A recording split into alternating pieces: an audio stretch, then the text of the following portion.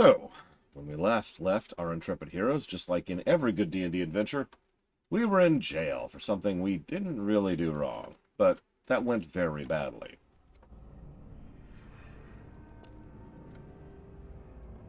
It has begun.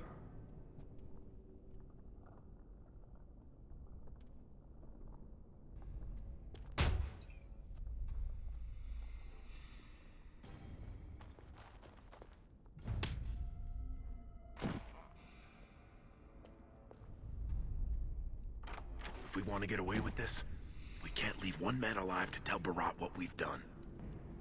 Well, alright, let's kill everybody. You heard him. Death to all.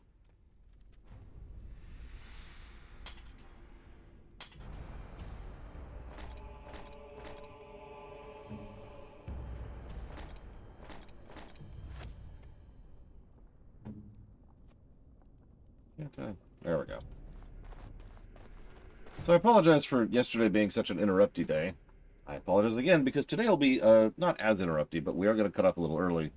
Because errands I was going to get done yesterday, I couldn't. And they kind of need to be done today.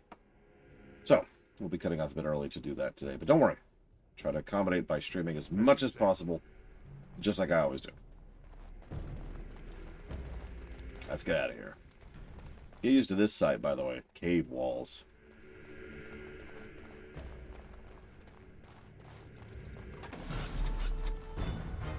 Oh, crap. It's... Thug! Come on, let's show them Oh!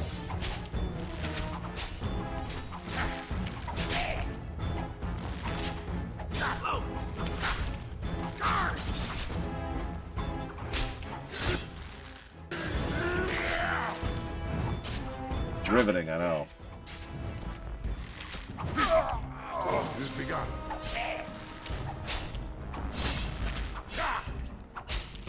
I knew it, Jesse Ward. You secretly hate good games! Hey, Spartan. That's interesting that you've been watching the VODs. And why is that, you might say? Well, because I haven't been uploading the VODs on purpose. At this level, I have one ability I can use, Blade Taval. So, no, I select my target and then I let it play. Yeah, no, that's why I say that's interesting. I go out of my way to upload the VODs in almost every case as soon as possible. In fact, I usually do it immediately after the game in question. The only reason I have it in this exact case is because of unique circumstances. Come and get it! So I'm going to go ahead and formally recommend that people go watch the actual VODs on YouTube and not the garbage on Twitch. Twitch's VOD player is kind of terrible. And I go out of my way to archive and upload everything on YouTube for a good frickin' reason. As you say. Why have I been delaying this time? Well, two reasons. One, I literally didn't have time to upload it. Two, we had internet issues yesterday. And three, and most importantly of all, we haven't done anything that I consider good enough to actually be worthy of a thumbnail. And I don't want to upload things until I have a good thumbnail. And when I say upload, I mean let go live, because I've actually already uploaded the first VOD, just not the second one. Oh, let us end this.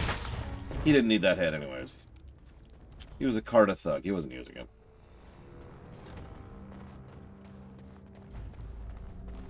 Hey, Arcano. The greatest mage in Kirkwall. I'm cutting the whore free. If that turncoat brother of hers doesn't know his place, I don't need precious Rika either. Rika? That the one you got all done up in lace? I've been wanting to get my hands on that. I know what you mean. She's yours if you want her, boys. And let me tell you, it tastes as good as it looks. What in sod all is that doing out of its cage? Let's teach this little duster a lesson. Enemies approaching. So congratulations, you just earned a painful death for talking so ill about my sister. As you say. That's odd. Zach Teft, and that's all I'll say about that. Now you fall! Still better than Game of Thrones, although low bar. Shall be done. It has begun. Right, that's it! Don't be a fool. Watch out! Yeah, I was about to say. For the fools, eh? Well, again, Did you see him there? was using his head. When we're done with you, and you just charged in and sodding slaughtered him. You have to be the luckiest duster in Orzammar. Barat's dead, and we're standing here. Hail to the sodding king!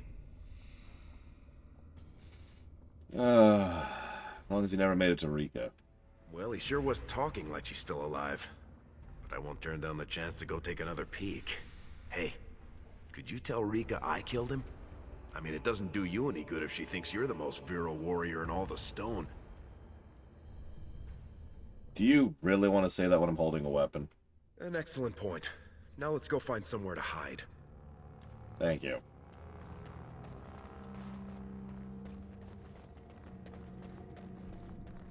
I shall do it. You know, I'd make fun, but I've known several people who have a similar problem, Leiterval. It is amusing to me because I do consider this, in past tense, prior to the review, obviously, to be one of the best games ever made. Ever. Not hyperbole. But it sure does look brown, don't it?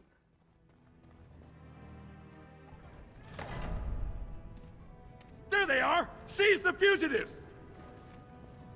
Drop your weapons and walk down slowly. We will use force if you resist.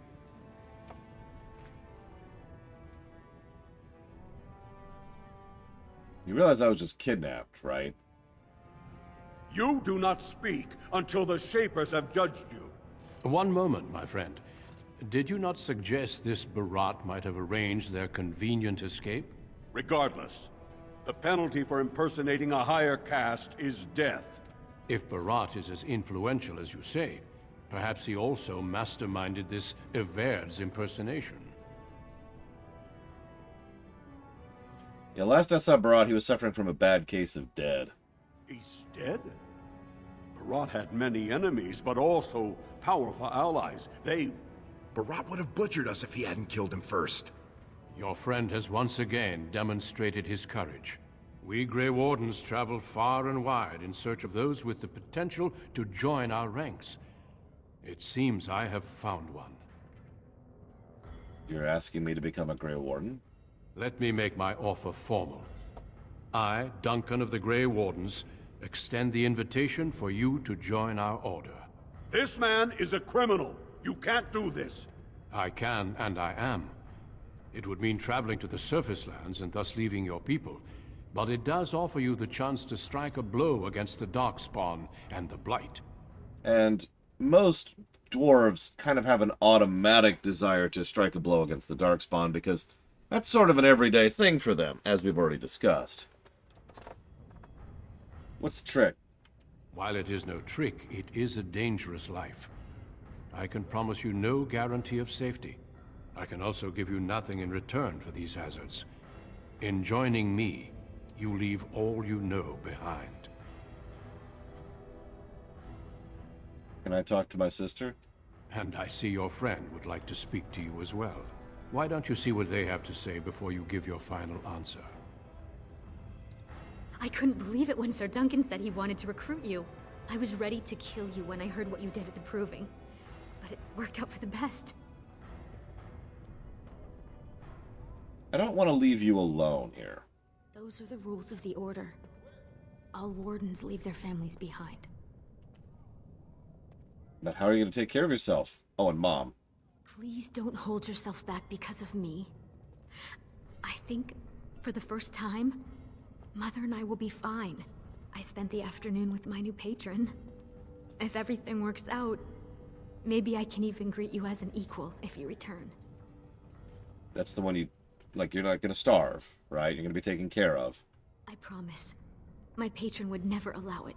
He has already promised to move Mother and me into better lodging, where he can find me more quickly when he wants me. Well, Balin definitely strikes me as a very good individual who's definitely going to take care of his own, especially family. So, if you're happy... I am. Truly. I could never make a life fighting Darkspawn. But if I can bear a son who makes his house proud, that's all I can ask. Go, little brother. Make the world a better place. Well, okay. What do you have to say, Lesky? AKA Varric .05. Those guys must have seriously cracked your skull. You're not gonna turn down being a Grey Warden, are you? Everyone says the surface is so awful. Open. I went up one time for Barat. It's real bright. She can hardly see anything, and everything smells funny, like food instead of stone. But a city's a city. And up there, no one cared about the brand on my face. You know what? You're right. I should go. Well, go back and tell him yes before he comes to his senses. Good point. Excuse me. Have you spoken with your friend and sister? I am ready to join you. Then before these witnesses, I hereby recruit you into the Grey Wardens. Know that you are most welcome. Before we brave the deep roads, I would like to make you a gift of this mace, since you have so few possessions of your own. It was once wielded by the Warden Forel Idukan. I believe he was related to your king. I know you will continue his proud example. Goodbye, my friends, and thank you for your hospitality. You know you're in a bad way when becoming a Grey Warden is a step up in your life, not down. There's no need to be so formal, Don. It's good. The ritual is brief. You know? So, that was Dwarf Origins. Sorry for having to cut off early yesterday. This is why I was so irritated I had to cut off early. There's only just 10 more minutes of the damn thing. Anyways.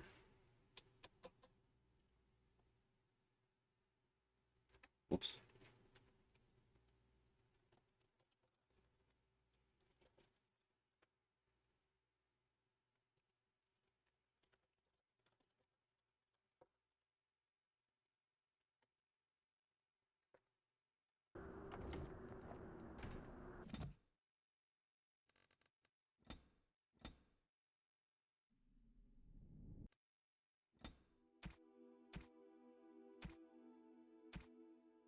Greetings.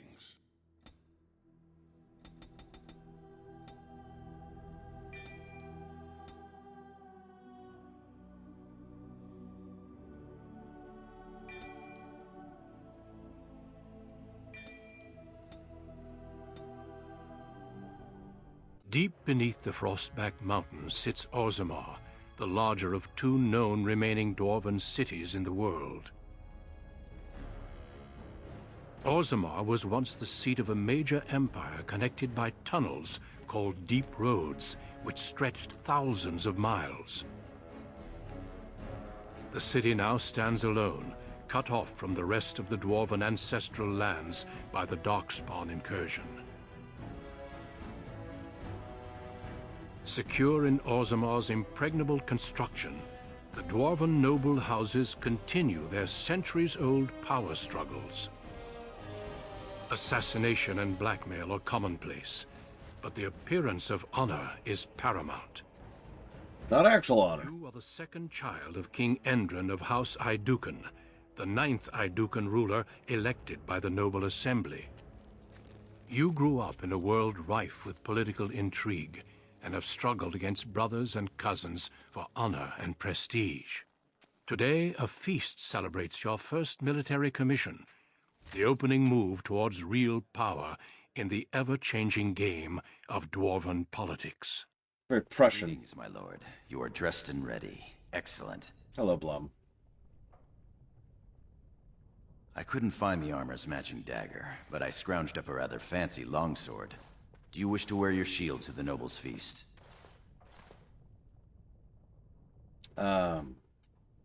Yes. Yes. Of course, if every other noble has a shield and 3 swords, you'll feel awfully underdressed. You, my friend, are ridiculous. One can't take all this marching about and speech-making too seriously. Moving on to the business at hand. The king expects you to make an appearance at the feast, but there's no rush. The noble family heads will spend hours boring your father with petitions and petty grievances.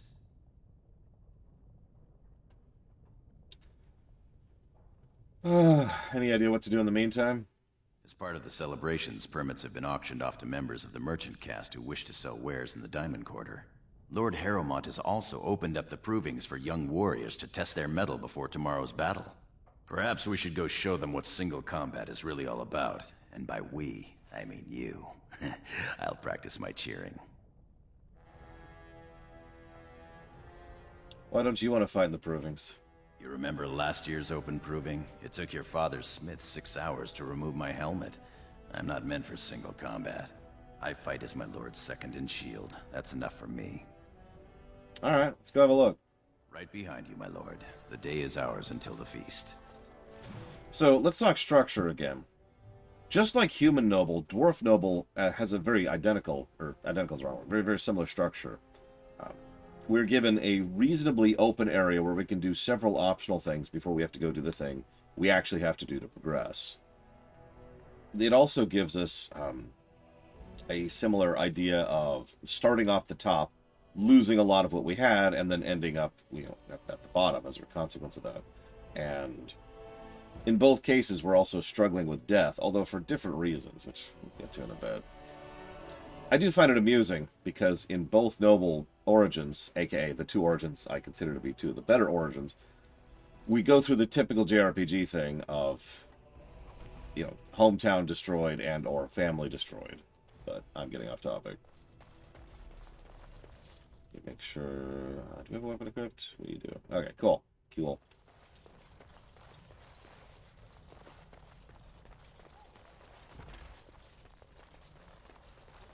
I am proud to serve the Idukans. Uh-huh.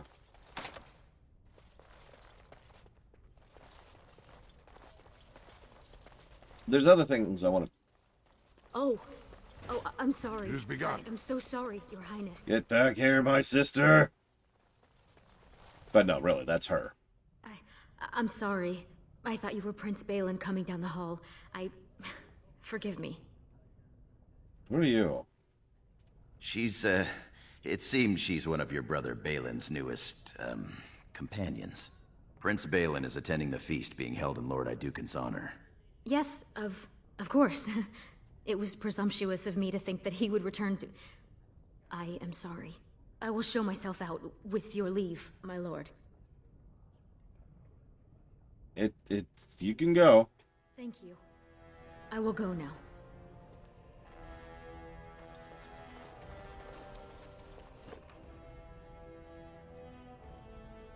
Ooh. I've got a belt that increases monetary gain. Let's go and put that on.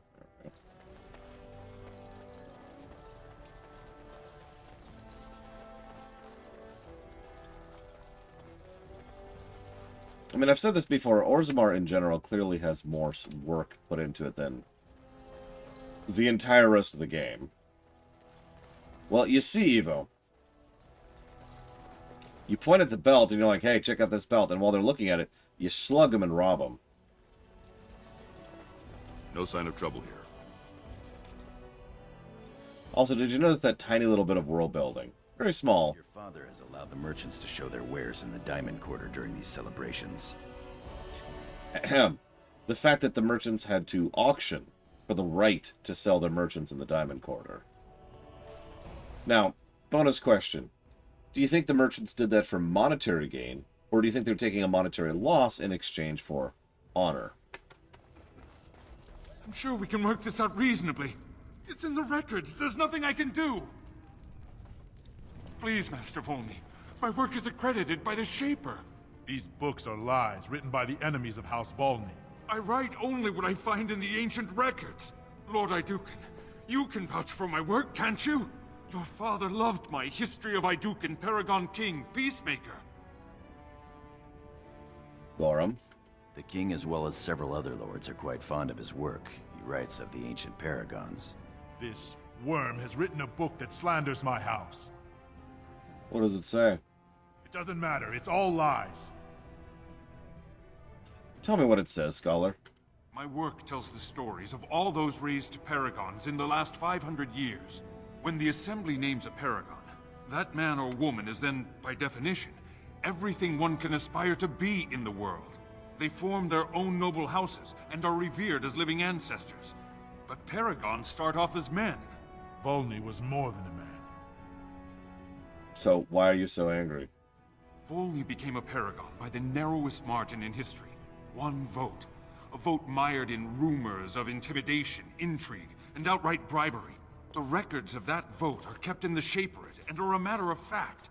Not liking history doesn't make it any less true. I mean, the scholar's right. You're taking his side? What if he published a book like this about your Paragon Iduken?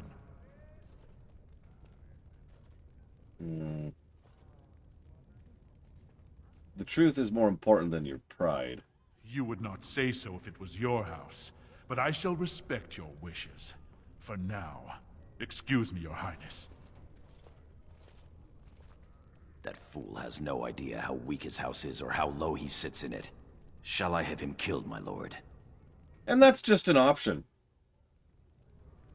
The reason I wanted to show this off, in addition to the obvious fact that this is a review and we're trying to show off as much content as possible, is the fact that this right here is just...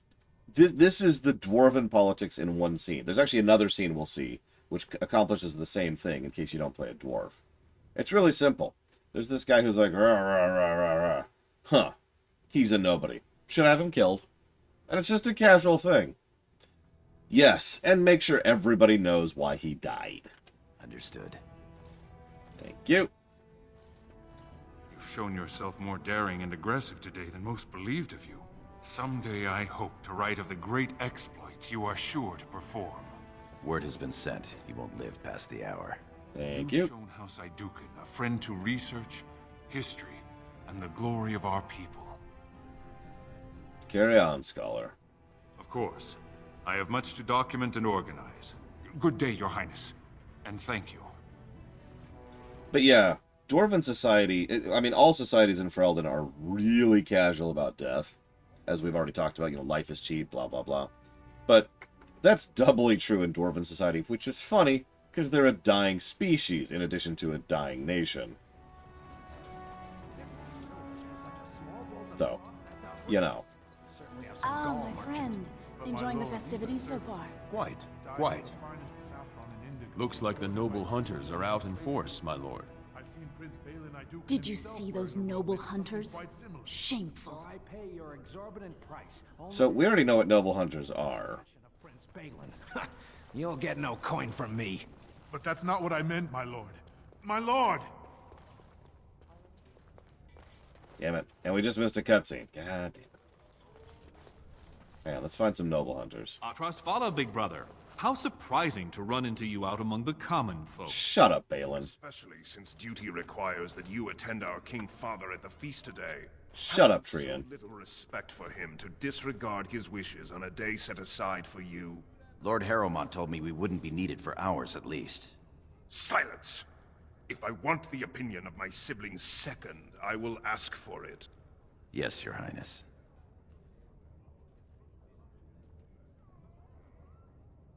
Don't speak to Gorum like that. I speak to lower houses and castes as they should be spoken to. Now do as I say. No. Your lack of a sense of duty to your house is obvious. I can't imagine why you are receiving a commission. I expect after tomorrow I'll spend much time apologizing to the heads of the noble houses for the deaths of their children under your incompetent command. That's a bit harsh, isn't it, Trian? As heir to the throne, it is my duty to impart wisdom and judgment upon those who need it. Now then, you, get to the feast. I will go when I am ready. Stubborn, aren't you? When I'm king, I will help you get over that. Come, Balin. That was fun. Nothing like being talked down to by the next king. He's got to be alive to be king. Perhaps this isn't the best place for that sort of talk, shall we? Let's go meet some noble hunters. What about that one? I doubt he's up to the task. I'm not going down that road again. Oh, I would love to end up with a redhead. Would that Sir Blackstone were a noble, Stand up straight. They're coming. What have we here? Two handsome, strapping, noble lords. You both look so grand. And isn't this the man of the hour, the king's son? Who's your friend, my lord? Another noble from the honored House Iduken? So, the only thing I want to point out here is neither of these women have a casteless brand. You're probably thinking, who cares? Well, something I've seen a few players get the impression of is that all of the noble hunters are specifically from the casteless, but that's not true. Lots and lots of women try to noble hunt in this society. Pretty much all of them from all walks of life. So that's awful. This is Sir Gorham of the... This is my loyal second. But not from a noble house, girls. Sir Gorham, warrior caste. Oh, that's too bad. You're quite handsome. Why do you care if he's noble? They're noble hunters, my lord. A man takes his caste from his father, and these women hope to bear a noble lord's son. If one is successful, she's raised up to concubine in the noble house to care for her child. It provides new sword arms for the house, and many nobles look favorably on such women. Just to be clear about that, this is something they consider to be a good thing. Like, this is so normal and ordinary. I'm struggling to come up with a modern-day equivalent for this. So, I'm not interested. We'll be here if you change your mind, my lord. Yeah, cool. Like, it's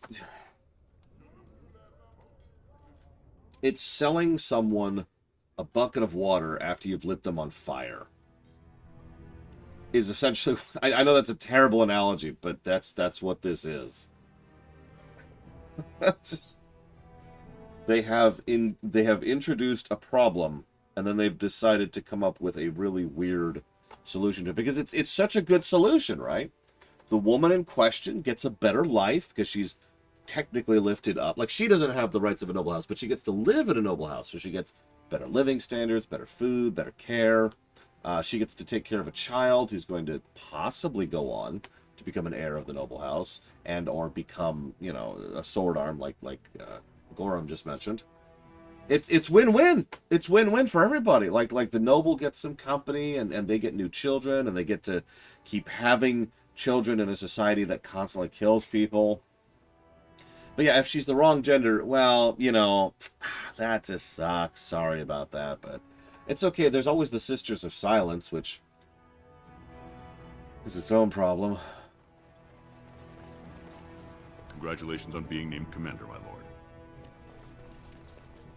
So I was going to make a specific comparison to a real-life country back in the day, where people would get promoted to military position based on nobility and blood and all that, as opposed to anything else.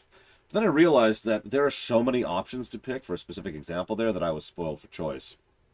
So let's just say this used to be really common, and we'll just leave it at that. I'm proud to serve the Idukans. It's okay. They wouldn't ever do that nowadays, right? Look at this piece, darling. It rivals even the work of the Paragon Smith herself. Nonsense, woman. Your words bring shame upon our house. See how the edges are rough and pitted? Would you compare this to Branca's work? Trust a woman to speak of things she doesn't understand. Be quiet now and pray the ancestors deliver Branca back safely. So, first of all, obvious sexism is obvious, but did you notice the casual reference of Branca? I'm a... They're finding the provings in your honor. How exciting. You honor us with your presence. Okay, what's going on with the audio? Let's try this, maybe that'll fix it. Nope, that will not fix it. Okay.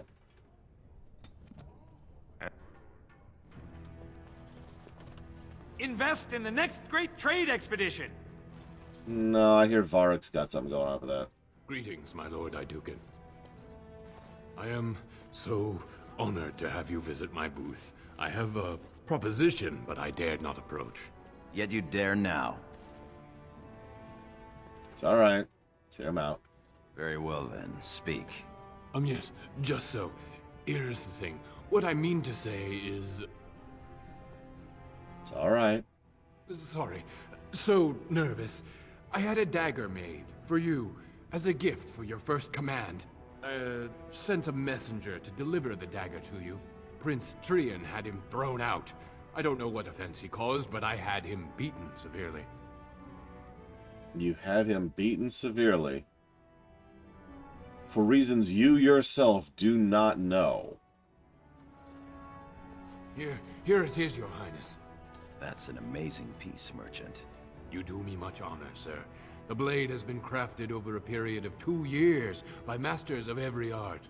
I wish to bless the Lord's first command, and hope that someday, when he rules, he will wear it. Trian is heir.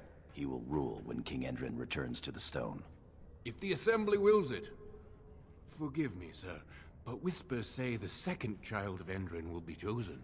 Whispers indeed. It's a princely gift. If Trian recognizes it, though, it may send the wrong message. Or the right one, depending on your view. I will take the dagger. Also, you can have this guy killed. Let me say that again in case you missed this. This guy who is giving you a dagger as an honorific, as a show of support from him and his financial backing, that he supports you as king as opposed to Trian, you can have him killed for that. I believe this is the third person we could have killed already. And we've been playing this for like 20 minutes. Thank you, Equalitus. Always appreciate that support. Thank you. If you want to put that towards something in particular, up to 3 future streams, please let me know.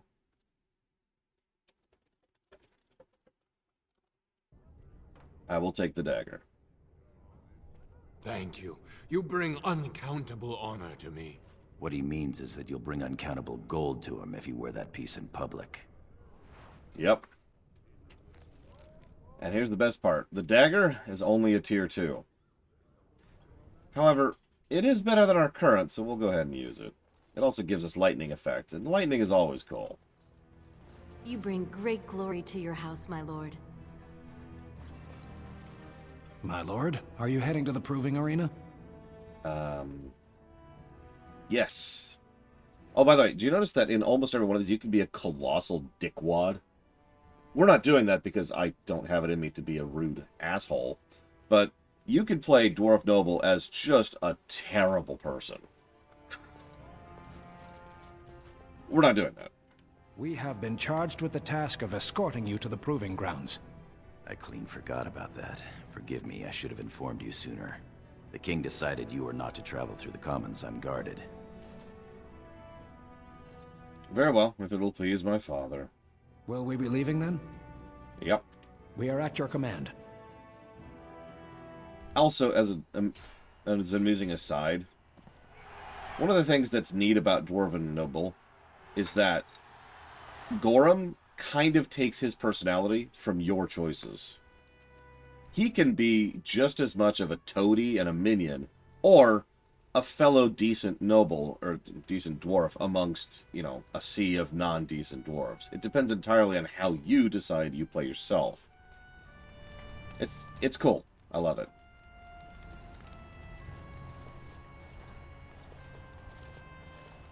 Your Highness, it is an honor to have you here. Colonel. Have you come to watch these brave warriors do battle in your honor? Nope. I'm here to kill him. Yes. I need to kill him. Oh god, I need to kill them. Sorry. So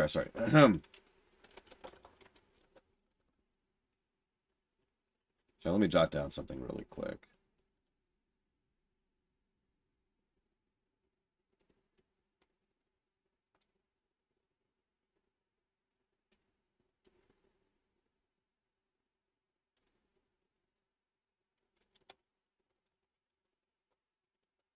It's fine. It turns. Sorry.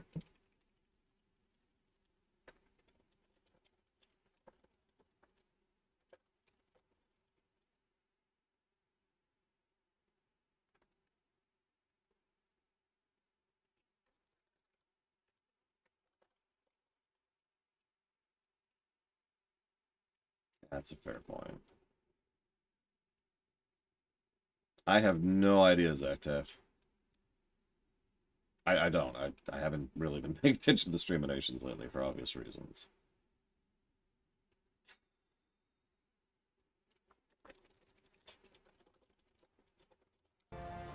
Alright, no, I've come to fight.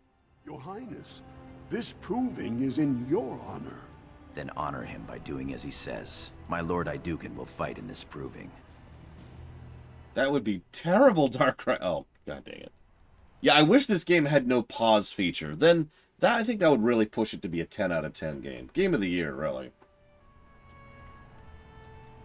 I will honor today's warriors by testing their skill.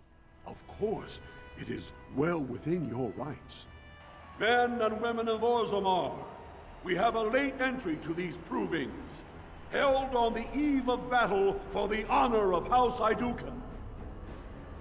I give you the Lord Iduken himself.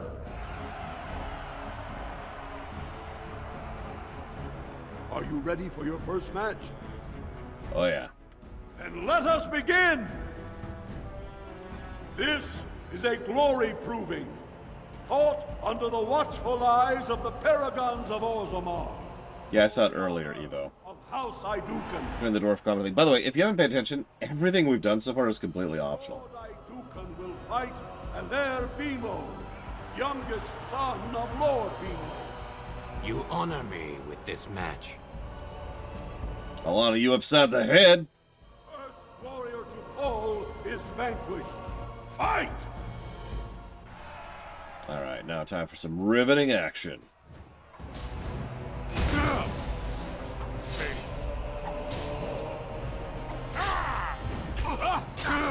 And if you're paying attention, we're also playing at politics here, because we're wielding the dagger he gave us in approving. The winner is Lord Iduken.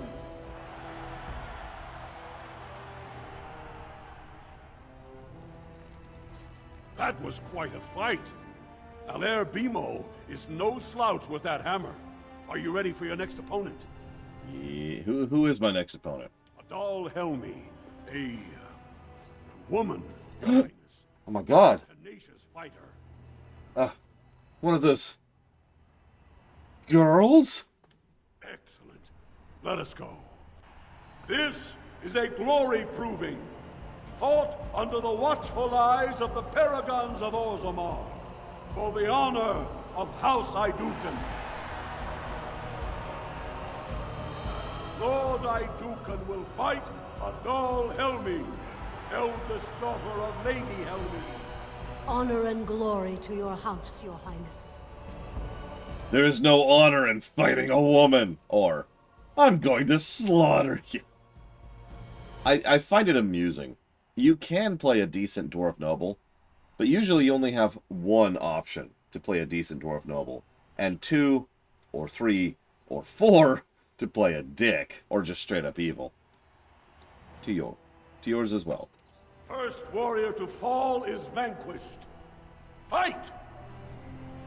It does make sense, and I'm glad they give us the option at all. It's just funny.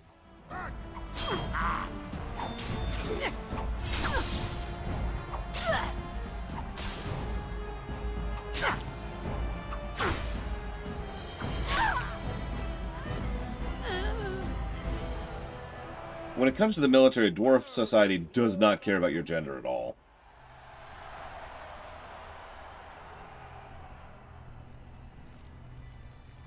That was a crowd pleaser. Many were waiting to see that woman put in her place. Sir Blackstone is your next opponent. Are you ready to face him? What can you tell me about Sir Blackstone? One of the best of the warrior caste. He achieved glory in close combat assault in the Deep Roads.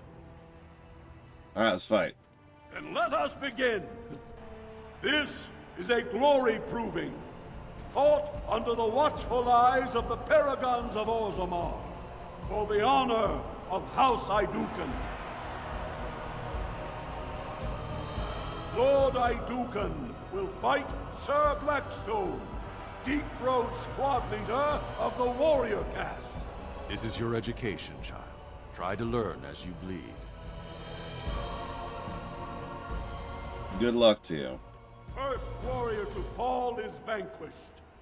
Fight! I forget which one of these, but one of these fights is really hard by memory in Nightmare difficulty. Like, hope you got some buffs and a couple of potions and know exactly when to use which abilities kind of a fight. I forget which one, but whatever. Just memories. The winner is Lord Idukan.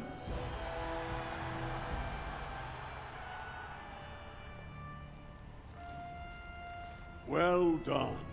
You have proven that even the best of the warrior caste cannot match a noble Idukan. Franlin Ivo is your final opponent. He too has had many victories today. Are you ready to face him, or will you rest first? What can you tell me about him? He is a decorated fighter who prefers unusual weapons and rarely fights with the same techniques twice. House Ivo is relatively inconsequential, but Franlin may change that. He's expected to take a full command of his own soon. Interesting. Very well, I will fight him. Very good. This is a glory proving, fought under the watchful eyes of the Paragons of Orzammar, for the honor of House Idukan. It is down to just 2 warriors. With backbones of stone and wills of iron, they have defeated all others this day. Lord Idukan will fight Franlin Ivo, second son of Lord Ivo. You fight well. I wish you glory today and glory tomorrow. May you be as stone. First warrior to fall is vanquished. The victor is champion. Fight!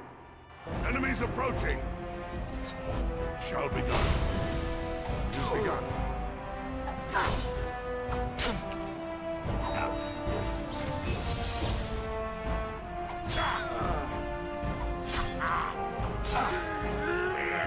I mean, supposedly doing fine, Eva, although I roll to disbelieve on that.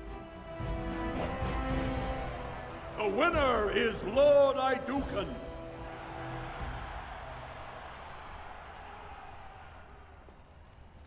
If you put, a gun to my head and said, regardless of what the games say, I'd give him about 3 generations.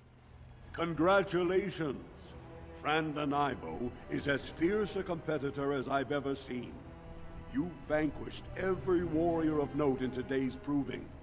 The ceremonial helm, commissioned by your father for today's winner, is yours. I will wear it proudly.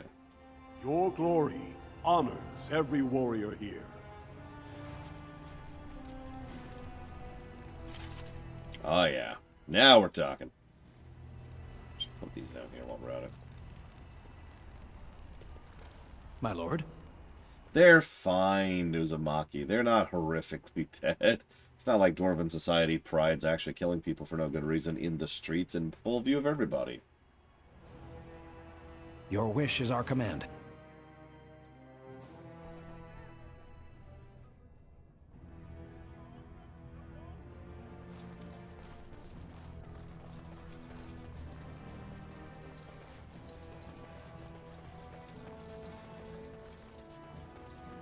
I mean, we all know that Balin is best, right?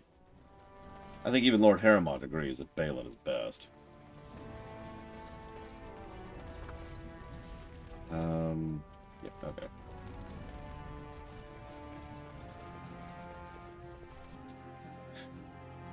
Me too, Wandering Doll. My first thought when I put it on was, oh.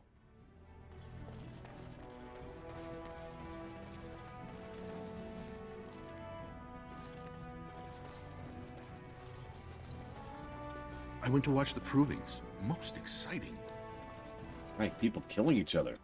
For your entertainment. Isn't that wonderful? I am at your service.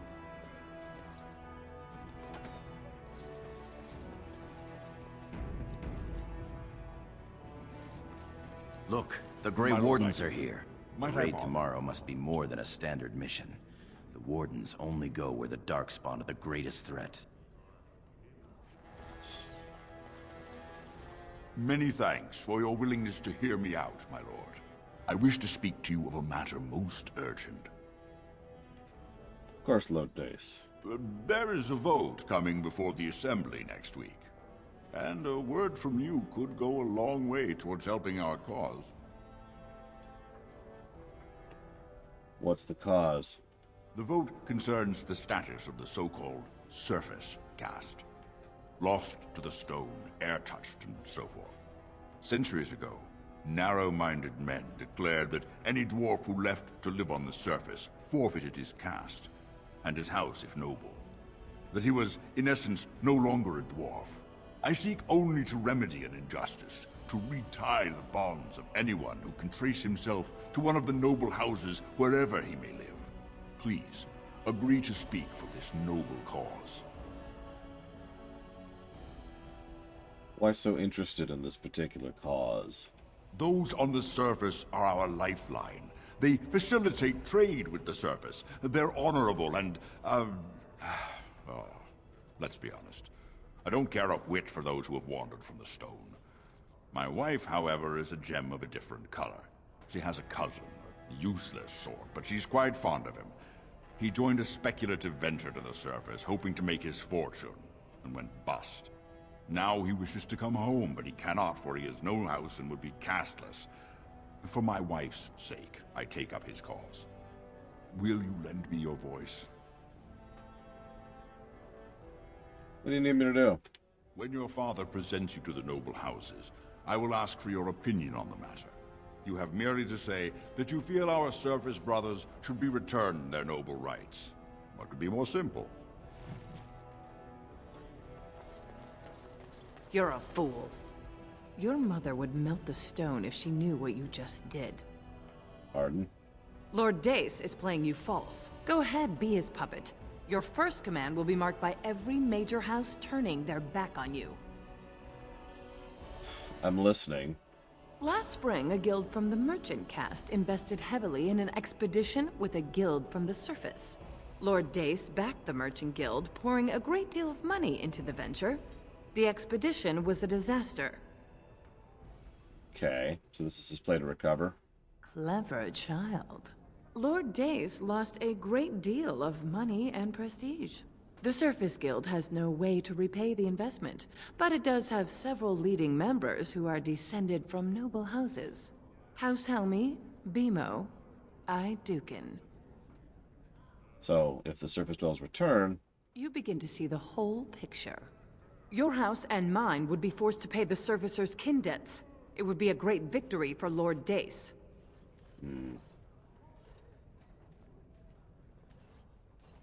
Seems I need to have a talk with him. If you call his bluff, then you lose your chance to turn the tables. Let him think he has you. Smile and nod, and when he asks his question, tell him that the so-called Surface Caste are right where they belong. That should take Lord Dace down a peg or two. I'll think about it. Good. Your house's reputation hangs in the balance. Nice choker. I'm pretty sure I've told this story before, but this little quest thing, this little interaction, is the first thing that caught my attention about doing Dwarf Noble, and one of the reasons it stuck out in my mind so much, because the game... Ignore the in-lore perspective for a second. Just look at the video game we're playing. The game preyed on my instinct to assume that the game was telling me the truth. Which I know sounds like a weird statement, but it was such a commonality, especially back in the day when this came out. In other words, when the guy says, hey, I want you to join me in this task to support, the Surfacers, I'm like, okay, that's the choice, right? That is the dilemma, is do you decide to be light side or dark side? And so I automatically, and without even thinking about it all that much, was like, yeah, sure, I'll talk in your favor. Then we talked to her, and she's like, no, yeah, he's just playing you for a chump. And a couple of reloads and checking dialogue options proved that, yeah, no, he was in fact playing us for chumps. It's not much, but it's probably the first thing that really impressed me about this game. And that first playthrough, the one I hated, it was the only thing that was memorable as a positive aspect of the experience. you return. Were my instructions unclear? I've spoken to Lady Helmy. And what did she have to say? She said my house would suffer from your plan. I see. Some preposterous story, I'm sure.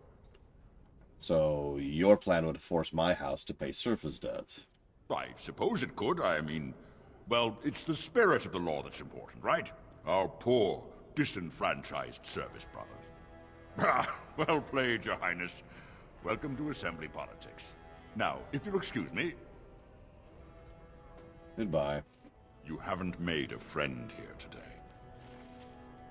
And what I find most amusing about all this is, if you really think about it, this isn't very in-depth. It's not super complex, it's not super fancy or whatever.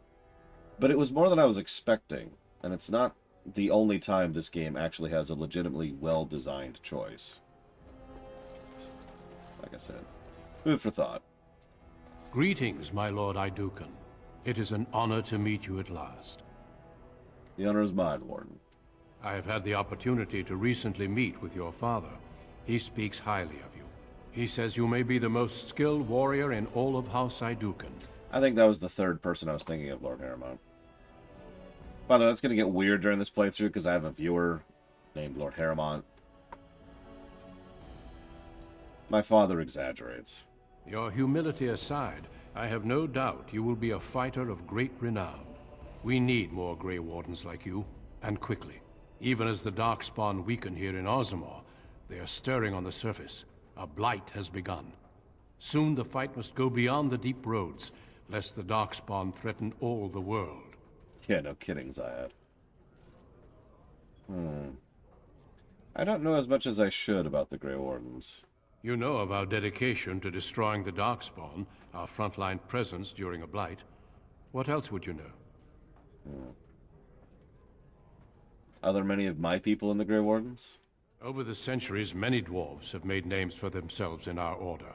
These days, however, there are fewer dwarves, and thus even fewer Dwarven Grey Wardens. A pity, since Dwarven warriors have the most experience fighting Darkspawn. Again, notice his fixation there, which...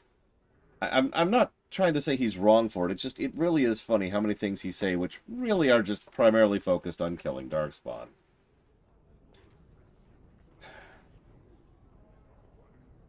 Could I join and still stay in Orzammar? I'm afraid not. Grey Wardens go where they're needed most. Right now, that is on the surface at the ruins of Ostagar, where the Human King gathers his armies to face the Blight.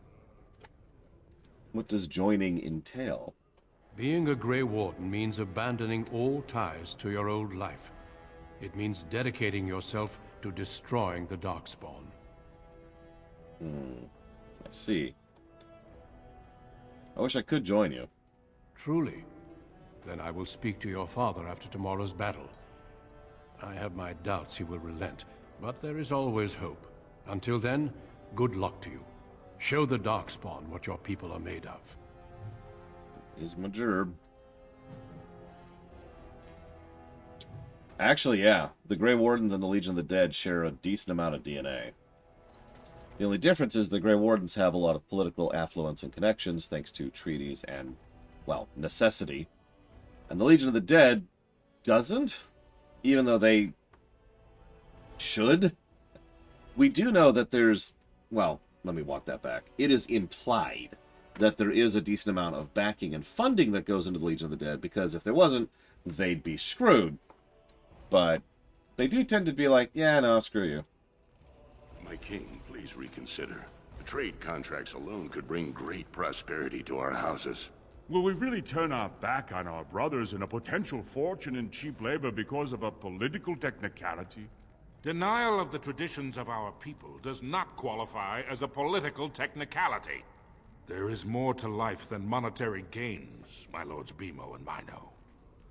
The Assembly of Kal Sharok will respect the rule of Orzammar, or they will rot and die alone, surrounded by enemies. Yes, my king. But look, we have company to spare us further wrangling. Atrast Vala, my son. How fine you look in your great-grandfather's armor. I hear you were declared champion of the Provings. I suppose you were never one to sit by when something exciting was going on. Texture on his... Ready to be presented to the heads of the noble houses. Look at the texture on his chair. It's so bad. So dutiful. Very well. Let us begin. Lords, ladies, grant me a moment of your time. We are here today so I may present to you my second eldest child, blessed by the stone and born of the blood that ran in the veins of the Paragon Aeducan. Who would pose a question to the prospective commander? Who seeks to know the prospect better? No? Very well then. The ritual is complete. I give you Orzammar's next commander. Tomorrow, our newest commander will lead part of a mission to strike a great blow to the Darkspawn. Not only does this recover access to some of our most important mines, but it also allows our honored guest Duncan, head of Ferelden's Grey Wardens, to strike far into the deep roads. Thank you, King Endrin. While the Darkspawn seem to withdraw, it is only because they are massing on the surface. This could mean a blight, and my men and I will discover the truth. We are honored to have you with us, my friend. Now, feast, drink, and celebrate, for the morning brings battle! As for you, my new commander, find your brother Trian and send him to me. He may be watching the provings, or getting some rest in his rooms. Of course, Father. Walk well, Commander. Yeah, no, you're absolutely right, Wandering Doll. It's like, jetties? I can't think of the name. I'm really tired. I apologize. I'm always tired. There's this type of structure which helps to keep flooding out. It doesn't stop the flooding. It doesn't, recover from flooding what happens, but it keeps the flooding a little bit more under control. And a lot of people, it is levies? It's levies, thank you. It tends to not get as much attention or, shall we say, prestige as some other things do, even though it's kind of mandatory, especially in certain areas. Embankment would work, but levy is what I was thinking of. Obvious parallel to the Legion of the Dead. The Legion's probably singularly the thing that is most responsible for the fact that the dwarves aren't gone, or as a kingdom. I mean, they'd probably flee to the surface, given a choice on the matter, and there are plenty of dwarves on the surface, but you get my point. The reason Orzammar is still here is because of the Legion. And frankly, given what we know about the Darkspawn, it would not surprise me if Darkspawn would eventually spill out to the surface. So the surface dwellers have them to thank as well. But as you say, they don't really reclaim any territory, and they don't really make a lot of inroads. They just hold back the tide. Everybody knows nobody cares about maintenance.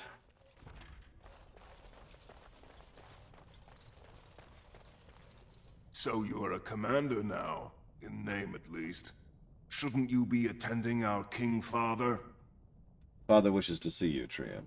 Of course he does. We must discuss strategy before tomorrow's battle. Balin, stay here and stroke the new commander's conceit if you like. But then get to bed. All day I've put up with that. He can really grate on the nerves. So, minor tidbit here. This is a spoiler, but I feel comfortable giving it. Balin is the evil one here. Just to put that as bluntly as possible. He's a bit more nuanced evil than most evil characters are in this setting, but he's still the bad guy, right?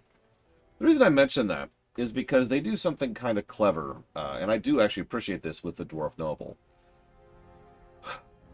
I don't know if they do this in other languages, but Trian's voice is dark, like this. It's the kind of voice you expect to hear automatically from someone who is a villain. If you hear someone talking like this, then you automatically assume they're a bad guy. By contrast, Balin's voice is a little higher pitched, a little more hesitant in the way he talks. It's just listen to his voice for a second. And what I'm going to tell you next won't make you any more fond of him. Do you see the difference? Do you see the variance? It's just another step in trying to convince you that Balin is the good guy here, whereas Trian is the bad guy here. Which is funny, because that deception only lasts, 40 minutes or whatever, but still. It adds, I think it adds just a little bit of almost subconscious push towards when Balin betrays us, which, spoiler, Balin's going to betray us. I don't feel bad, because that's going to happen in like 5 minutes. But anyways, you sound serious, Balin. Unfortunately, I am. Trian has begun to move against you. I never thought his much-proclaimed honor would allow him to actually act on his jealousy. Big brother, Trian is going to try to kill you. Now, we've talked about this before. Trian is an ass. Let's be very clear about that. And he's also extraordinarily traditionalist. Balin's an ass, and he is very much a progressive. We can decide what we are as a dwarf noble. We can be whatever the hell we want to be. Yeah, Trian would be the worst. Like, we talk about Lord Harrowmont versus Balin. Trian is the worst option here. Trian being king would be terrible. Just terrible. So he recognizes that I'm a threat. Good. He fears what you are becoming, in the eyes of the people and the Assembly. Trian's the named prince, but only the Assembly can proclaim a king. It would be unusual for the Assembly to ignore the king's choice, but it does happen. The founder of House Bimo became a paragon and king in one move from the Assembly, and he was a commoner. That was an extraordinary case, but at least a half-dozen times the Assembly named a lesser family member, or even someone from another house, as king. Usually, it's the popular younger brother of an undesirable prince.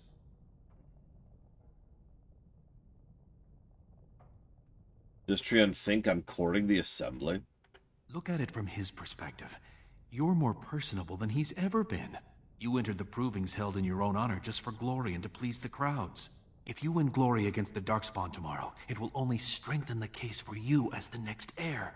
Trian fears father will replace him on the spot. If not, the Assembly will surely turn against him when father dies.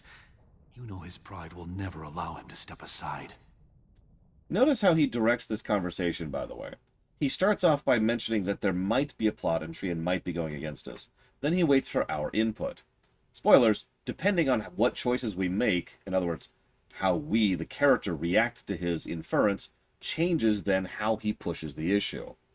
He can push to appeal to our pride. He can try to push for giving evidence with regards to what we've done previous to this. And then he also mentions as a total certainty, rather than a mild inference or a possibility, that it's absolutely going to be the fact that he's going to be pushing against us. And we are absolutely in danger now. It's no longer a question. It's no longer a potential thing. Which, of course, leads us to, what's your angle? It seems Trian has shown that brothers can't always be trusted. I am next in line. If Trian succeeds in his plot against you, how long do you think I'll live? And if we decide to be cautious, he has an answer ready to go. If we just take the bait, hook, line, and sinker, he just moves on to his next step. But if we push him, he does have the ability to push back. If I strike at Trian, will you back me? Of course. You've always been there for me. All right. I guess we'll wait and see what he does. Very well. I'll keep my eyes open. I don't want to lose the brother I actually like. You worry too much. One of us has to. I'm taking your place as father's second, so I'll be at hand tomorrow. For now, try to get some sleep. May the Paragon smile down on you.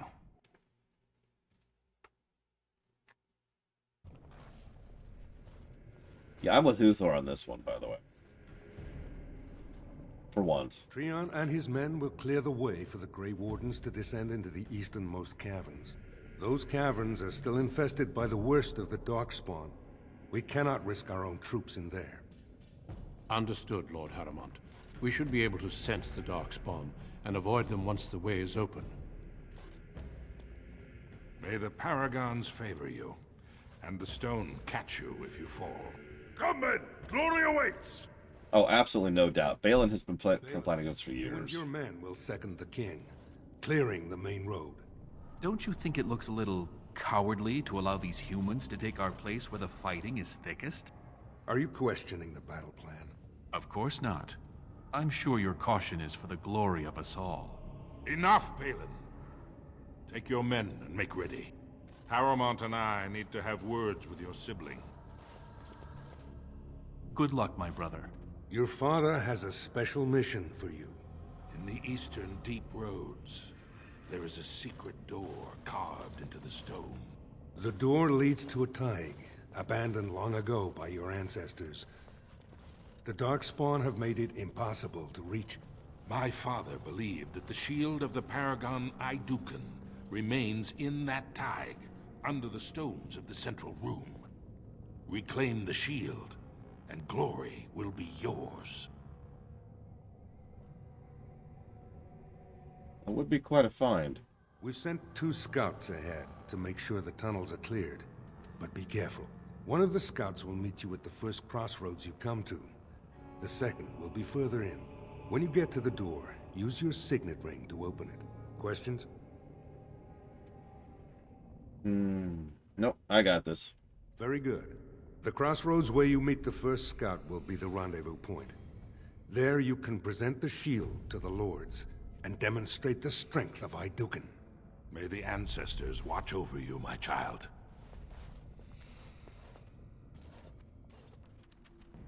I probably wouldn't do it that way myself, Zacta. In fact, I probably won't do it that way when it comes to the rewrite. But I can get where they're coming from. So I hope you like caves and dwarven roads, because we're going to see a lot of this during the deep roads section.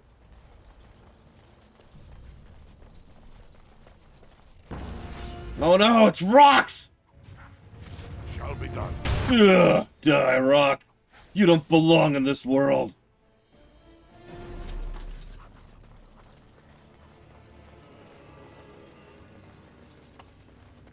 There, more of the fiends ahead. Very well. Yep, the stone. The stone's fighting back.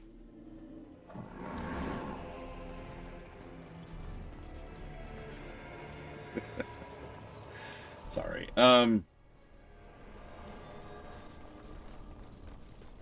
You made it, Commander. Did you run afoul of any Darkspawn? A few, but they were not organized. Still, that was more than we expected. Once I finished scouting the tunnels, I hid here to avoid the Darkspawn. Most tunnels are dead ends. The one we want is swarming with those fiends. It's going to be a fight. I mean, that makes sense, Doom Rider. Weren't you at the proving yesterday? I was, indeed. Would that I had been good enough to beat you. May today's battles bring us even more glory. I'll take rear guard. Shall we move? Let's rock. And copy wrong. Well, not that way. Got it. We're still in Origins. We'll be in Origins for probably about a week, give or take. We'll see how long it takes us. I'm not really in a rush, even though I'm totally in a rush. I mean, I'm always in a rush, but you know what I mean.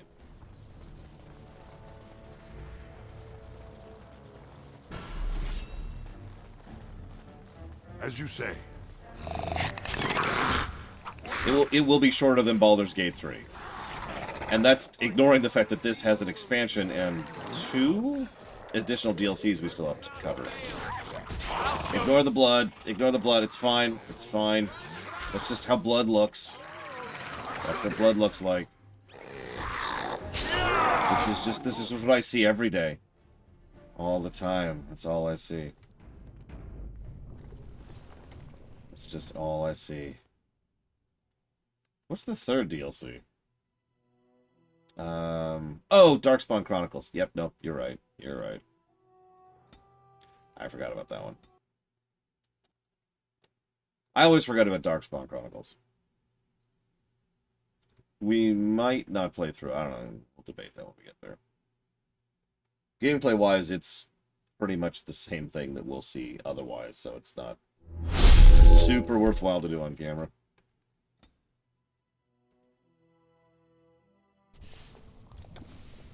Hey, the blood's fixed. Alright, moving on.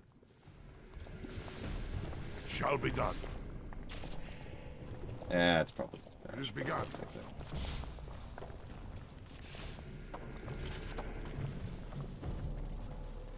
No, no, no. It's definitely not raspberry jam. Don't worry, don't worry. What the hell am I? No, that's right. Don't worry, I ate something for breakfast. Something truly amazing. It was such a huge breakfast that it definitely qualifies as a full meal.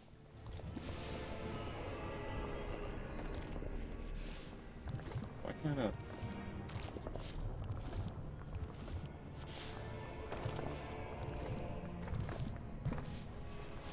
It was actually a Snickers. I don't have time for anything else.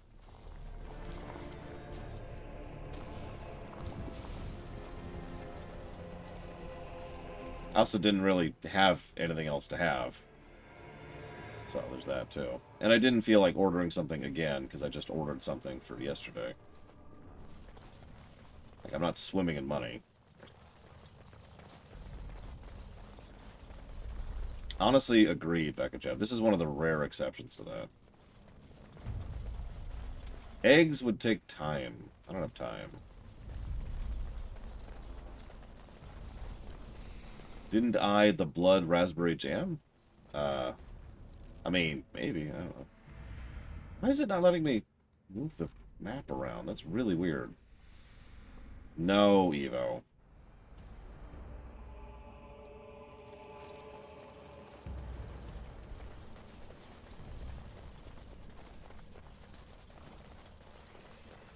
You know, I feel like this happened to me last time, too. That's what the Snickers is for, Papaneeks. Protein bars don't do it for me. They never have. I've tried quite a few. They've never worked.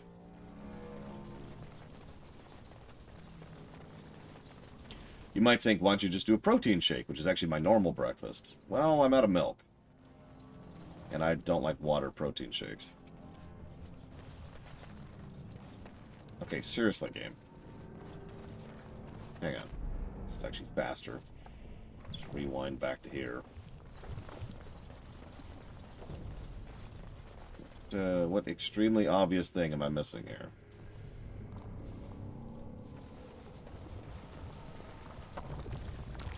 It's always something extremely obvious. That's life.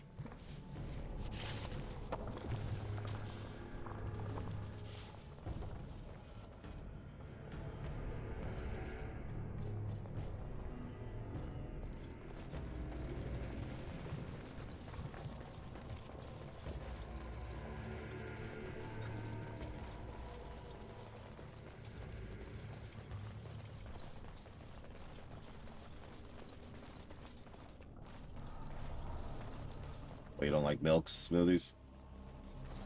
No, Pika, not at all. Raspberry jam specifically refers to the view of the game being obscured in some manner or another. Maybe it's got like some digital effect of like, or maybe it's being smeared all over the minimap so I can't tell what I'm looking at, or the actual aforementioned raspberry jam, which is from like the Call of Duty games. But it's always something that just obscures your ability to tell what you're doing in the game. Damn it, Wandering Doll. Usually done specifically... Ah, here we go. Jesus Christ. Usually done as a way to indicate that you are low on health. It is arguably a Space Jam's reference. Space Jam? Spaceballs reference. Wrong thing. But actually, I didn't come up with the term.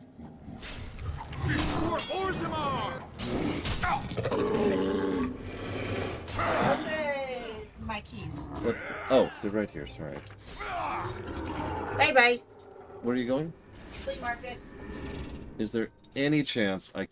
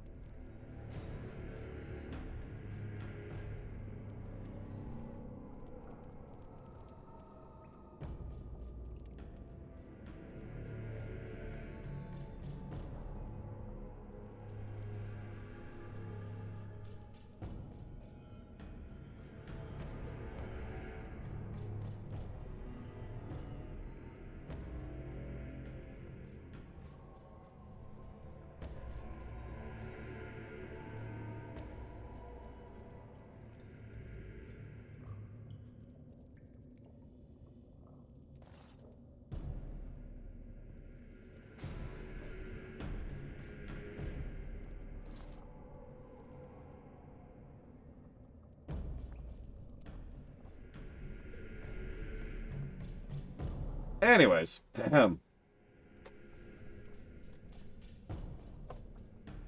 No, Ross. That's a... Like, that's a tactical thing. Being done specifically to diminish your ability to see. And in most of the Mario Karts, it also has a stat effect, too, specifically so that the AI karts, who obviously are not bothered by not being able to see, can have a detriment if you use it on them as well. So, no. What do I call it when even the AC can't handle it? Summer. You're here. I thought the Darkspawn had got you for sure. I'm not that easy to kill. And I'll make sure I'm behind you if we're swarmed. We want the tunnel ahead, but there are Darkspawn tracks all over it. Be careful. Let's get moving, then. I'm with you. So, what is an example of good marketing? Now, I know there's been examples, but for the life of me, I can't think of one off the top of my head. I suppose Hi-Fi Rush would be an example of good marketing. Unintentionally, but still valid. Final Fantasy VII had very misleading marketing, but it succeeded. So make of that what you will. Careful! As you say. Just now, I'm honestly having trouble coming up with one.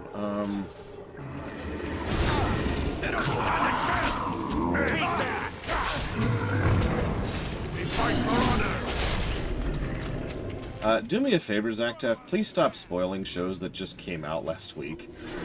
Random, unrelated chat. I'm not afraid of you! We're coming for you! Honor and glory! Dragon Age Origins had very misleading marketing, which also succeeded. So I suppose that depends on how you define good marketing.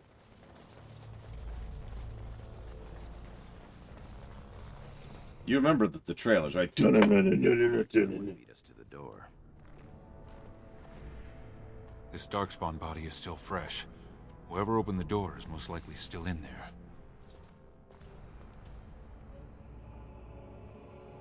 Now, what's funny is I know several people who were duped by the marketing into getting a game they liked. But if I might get into philosophy for just a second, that doesn't count, you know? Like, that doesn't get credit for that, in my opinion. It's still misleading marketing, even if it ended up in a good result. Having said that, there is a weird truth that a lot of people don't know what they like until they've already experienced it.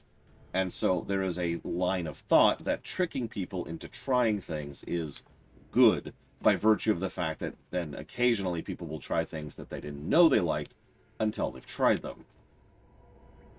That's a little bit more, that's gray area.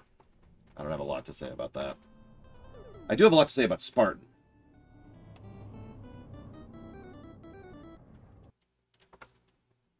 Which I don't actually have my donation page up, so let me pull that up here. Thank you, Spartan.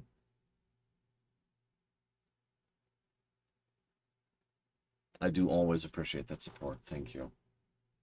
I will put that towards my choice. Thank you again. I'm very curious how this is going to review, Spartan. Very, very much curious, because, yeah.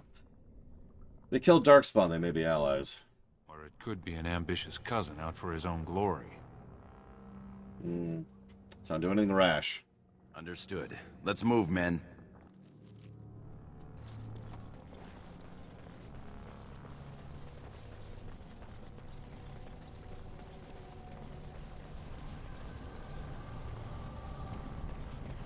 See, rooms like this are the kind of rooms that really should get a Brickwork positive. It won't, but you see what I mean. This is ripe for the kind of visuals that you would soak in when going through the deep roads. I mean, not that I want to praise a game that I constantly call a bad game, but Lotro does this exact same thing quite better when you're going through Moria. Several areas of Moria look absolutely gorgeous, even in an older game like that one. This looks like this.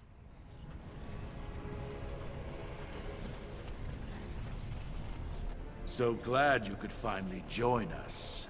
We feared you'd gotten eaten by Darkspawn.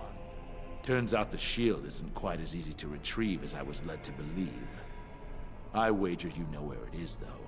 So maybe you tell me where it is, and I won't mutilate your body so bad your father doesn't recognize you. Gorham, we need to kill these men. I'll try to hide my disappointment. Just kill them, boys. We'll find this shield on our own.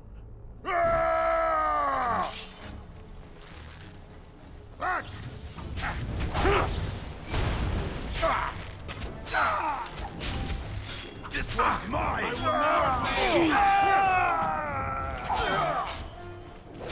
Good morning, Von Falkenstein. Yeah, I do like the shield is a metaphor often. You're in trouble now!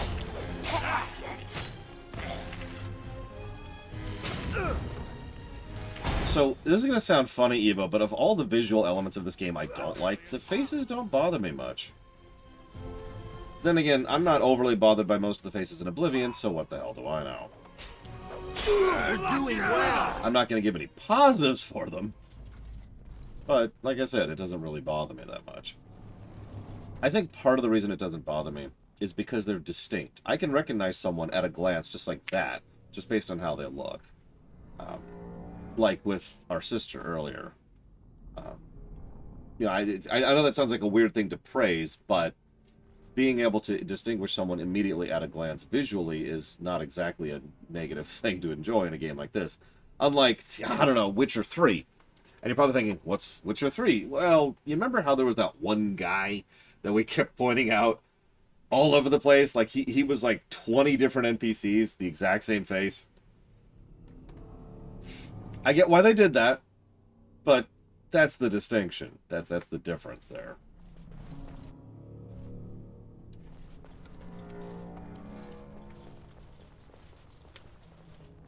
This is the room. How do we get the shield? I'll figure it out. You two, see if you can spot anything. Yeah, in Dragon Age, it's the hair that's very much the same. I mean, you'll notice he's got the same hair that we had earlier, and he has... I think these are the 3 dwarven haircuts, actually, right here. And yeah, I don't remember liking the faces in Inquisition all that much. Let me jot down some notes before I forget.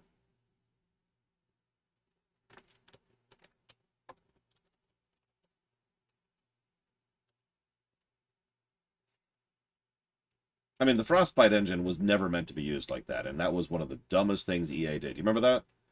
EA, for a bit there, mandated that everyone use the Frostbite engine.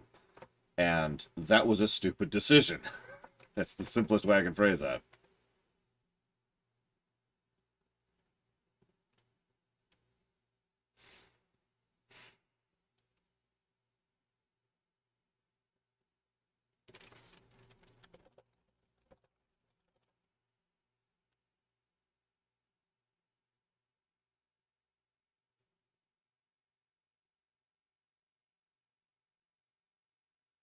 Yeah, exactly, Loner. I mean, you probably could have made the Frostbite engine work if they had properly supported it, but...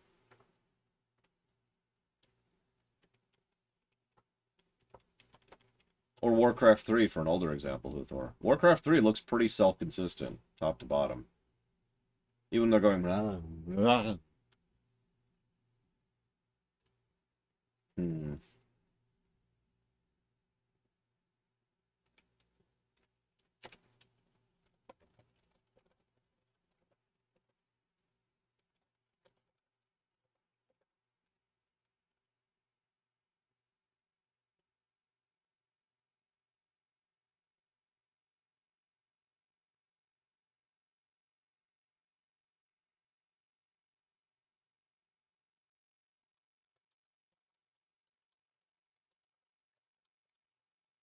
Damn it, Eternus.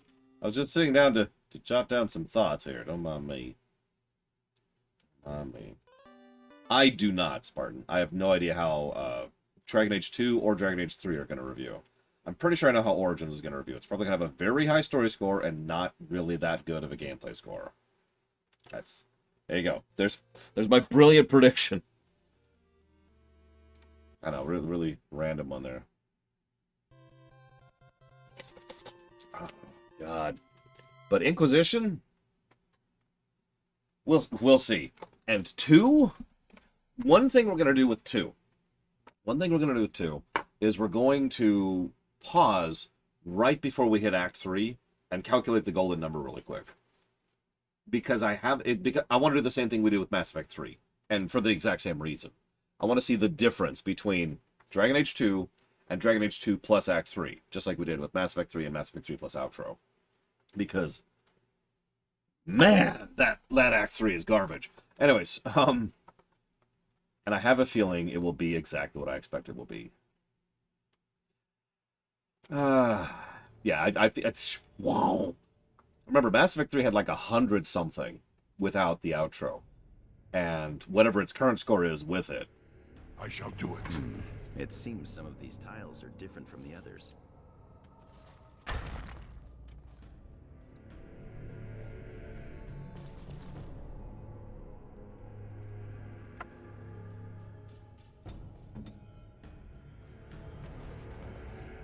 Believe it or not, this is an interesting little tutorial thing.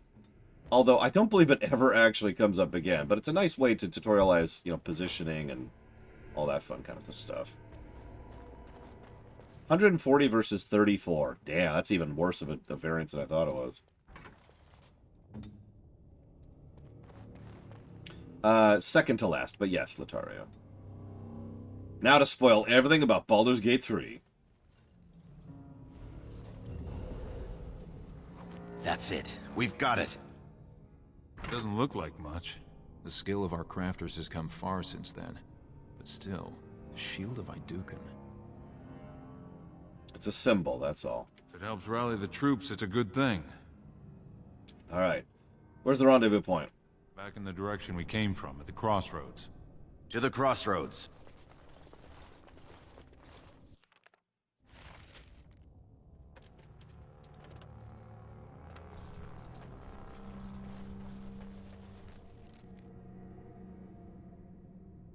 I don't know, Caspian. I remember pretty distinctly when we went through for the lore run, Dragon Age 2. And it was just... It could be more of those... Wow!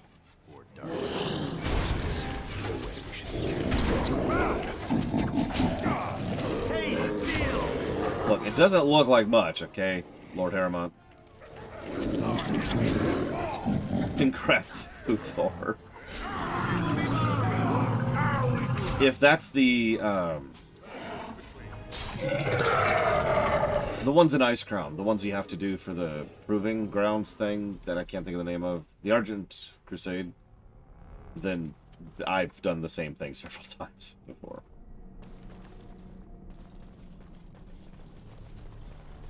What type of game would I try to make in 14 months? Not an RPG. Or not a long RPG. If you put a gun to my head, I'd probably, I don't know, I'd think about something short, one way or the other. Keep it within reasonability. Yeah, maybe like Chapter 1. Honestly, you know what I would do? Act 1 of Dragon Age 2. But rather than making all of Dragon Age 2, I would have spent that time just focusing on Act 1. That's what I would have done right there, if I was the manager. If I was in charge of that project.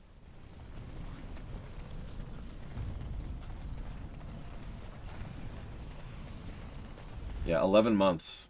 That's on the outside, too.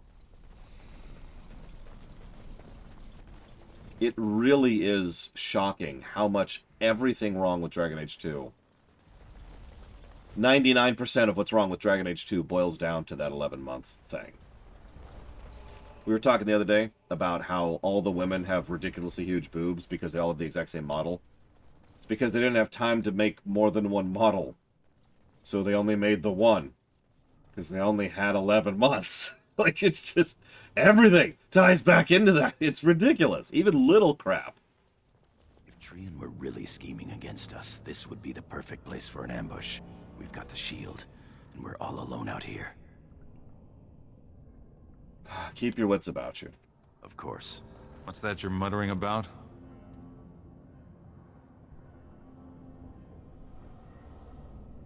My brother Trian may try to ambush us. Fantastic. As if the Darkspawn weren't enough to worry about. Just keep your eyes open.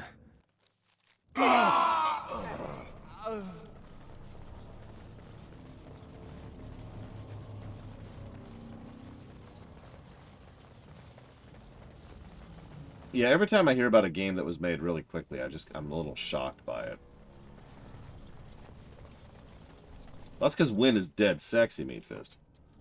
I would have so much sex with Wynn. Oh, I'm going completely the wrong way. Did that cutscene turn me around? I think it actually did.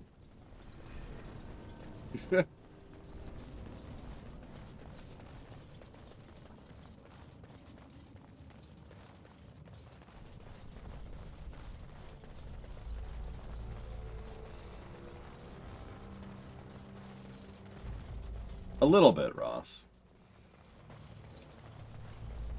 Like I've said before, it is always astonishing when you see something that was just kind of crammed out and it's as good as it is. Like Dragon Age 2, while we're on the subject.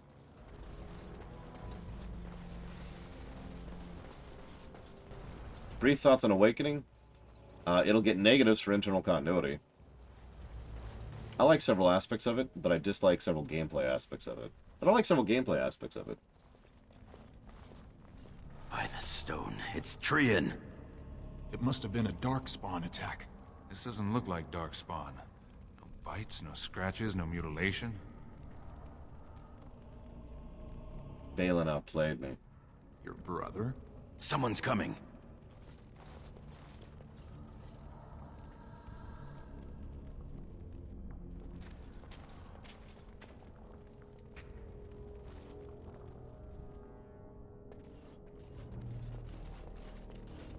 Hurry, Father, before it's too...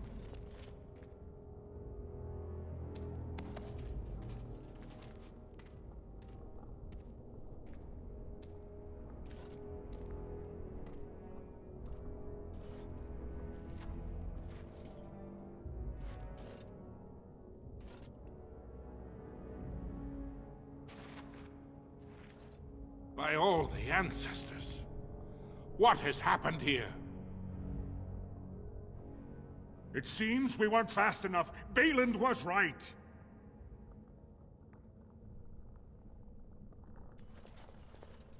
My son, tell me this isn't what it looks like. This isn't what it looks like. We just got here a moment ago. Just long enough to slay Trian. My lord is innocent. Sir Gorham, your loyalty makes you a useless witness. It falls to others to tell the story. You, Scout, what happened here? Trian and his men were here early. It seems they'd done battle with the Darkspawn. Lord Iduken came up to them all friendly-like, but when we got close, he ordered us to attack. What? Then we shall discover the truth. Frandlin Ivo, you are a good and noble man. Did the scout speak the truth? He did, my lord. It was terrible. Prince Trian didn't stand a chance. You treacherous bastard! Silence, Gorham! Do you have anything else to say, my son? How can you not see that this is a setup? I want to believe that. I really do. Bind him. He will be judged before the Assembly. To Orzammar. The obvious play in hindsight. Balin removes the two pieces to his power. And, well, like we said, he's been setting this up for a while now. He has a lot of people loyal to him in the Assembly. So, nobody else that can really question his claim, other than Lord Harrowmont, and several nobles already loyal to him. Sir, cool. Orders and all, you understand? Of course. Leave us alone, will you please? Yes, sir. My lord. I don't think we have enough information to judge that, Latario. And that's my answer. I would have come sooner had they allowed it. How are you? I'm fine, Gorham. How are you doing? I could be better. I have bad news, though. The Assembly isn't going to call for you. Balin has taken Trian's place in the Assembly. He introduced a motion to condemn you immediately, and it easily passed. He had fully half the Assembly ready to vote on something completely against tradition and justice. He must have been making deals and alliances for months, if not years. Cool. Gotta respect his ability to play the game. He's more clever than either of us ever thought. Some of the lords, especially Harrowmont, are suspicious of Balin's instant rise to power. They are rallying, but far too slowly. The Assembly has already sentenced both of us. What's gonna happen to you? My knighthood will be stripped, my name torn from my family records. But I will be allowed to attempt some sort of life on the surface. Lord Harrowmont moved for a similar exile for you, but Balin's supporters overwhelmed him. You are to be sealed in the deep roads to fight Darkspawn until you are overwhelmed and killed. Cool. It doesn't have to be. Lord Harrowmont gave me access to see you so I could tell you this. Duncan and the Grey Wardens are still in the deep roads, in tunnels connected to those you are to be left in. If you survive long enough to find the Grey Wardens, you may be able to escape with Duncan. I agree with you, Lord Harrowmont. That's true with a lot of villains in fiction, actually, being honest. That's all the chance I need. Our time is up. May the Paragons guide your sword and the stone hold you up. Goodbye, Gorum. Tell me about the fine dwarven crafts. I will always be your man, my Lord Iduken. They are ready for you now.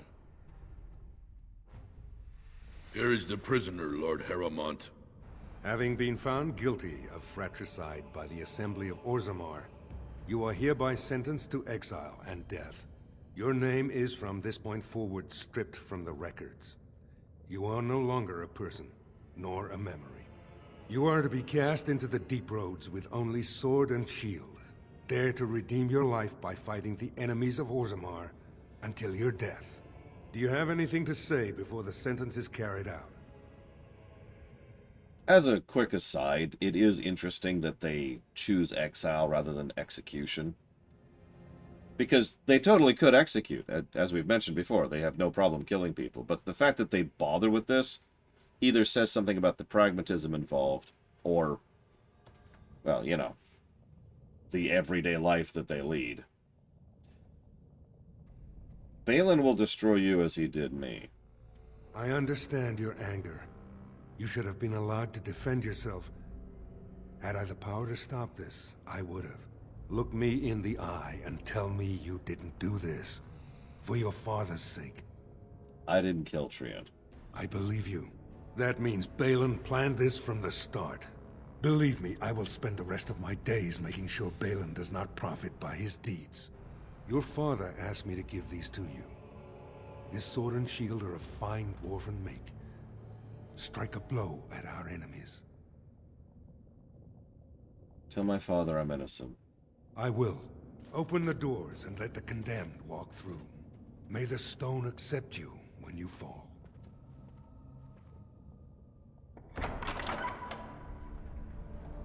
That's true, Orcano.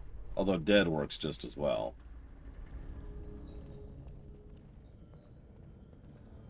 And, to continue the trend, each one of these stories, if Duncan is not here, we die, but it's always amusing to me the specifics of that death. The Dwarven commoner dies alone in prison, starved to death, which is a terrible way to go. But the... do I not have... Oh, wow. But the Dwarven noble goes into the deep roads and fights until he dies. Or she dies. You know what? Dakota has a good point.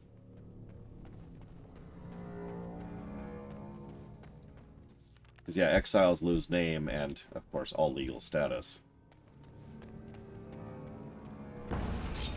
Oh, God! Stone! One of these days I'm going to stop finding that amusing, but we're not there yet.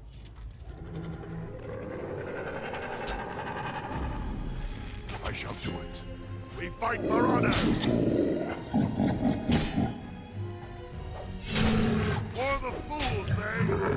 Here's an interesting question. Which origin do you find longer? This one or Mage? Keeping in mind, both are actually pretty similar from a gameplay perspective. Both have several side quests and optional things you can do before you get on with the main thing. Both of them have multiple dungeons and a decent number of encounters.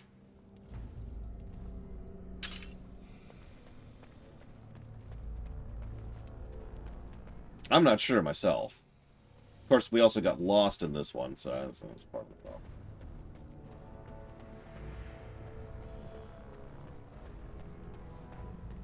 Frickin' deep roads. Shall be done.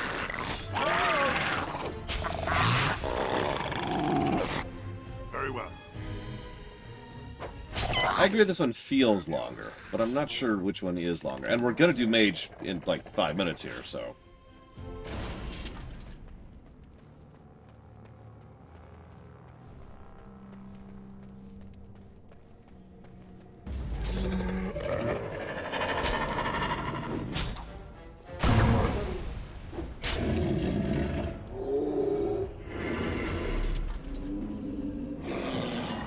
That's an interesting question, Eva.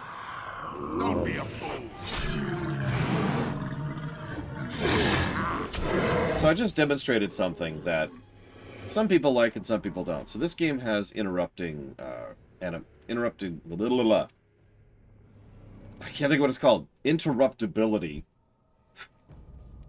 What I mean by that is, let's say I'm in the middle of a swing, but because of how the game is programmed, until I finish the animation of the swing doesn't actually happen. The damage doesn't happen. Animation canceling. Thank you. So if I am going for a swing like that, you notice the actual hit doesn't happen until the attack connects at the end of the animation, right there. But if I interrupt it, like that, the animation never happens. Now, this is important if you're playing on hard difficulty, because if you screw yourself over by accidentally interrupting an attack, especially if you're playing a two-hander, then you're minimizing or reducing the amount of DPS and throughput you can do, and that can suck. By contrast, there are ways to also take advantage of that exact same thing, too. So, it's one of the quieter things that helps you to min-max your performance in this game that I've found, personally. Shall be done. That's what I think. I don't know. Yeah, female mage has to deal with Cullen.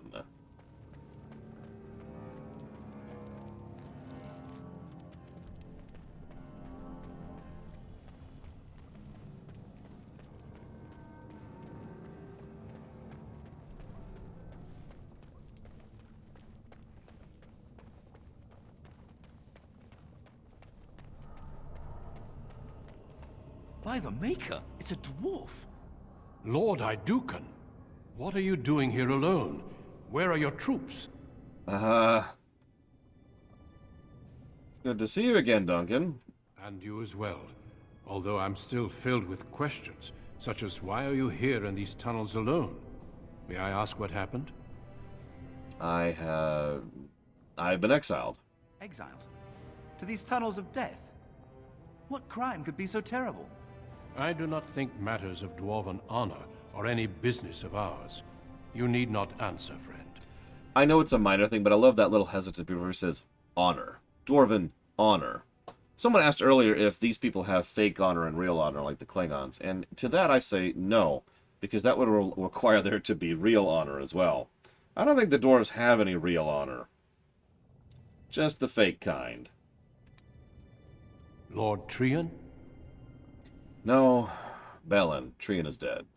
I see. The brutal intrigue of the Dwarven court continues then. Your father intimated as much. There is no reason for you to walk these deep roads and die for something you did not do. You have already proven yourself both resourceful and skilled, and I would expect nothing less from an Idukan. When last we spoke, you told me you wished to join our order. I imagine this isn't quite what you meant, but you may still find great honor here.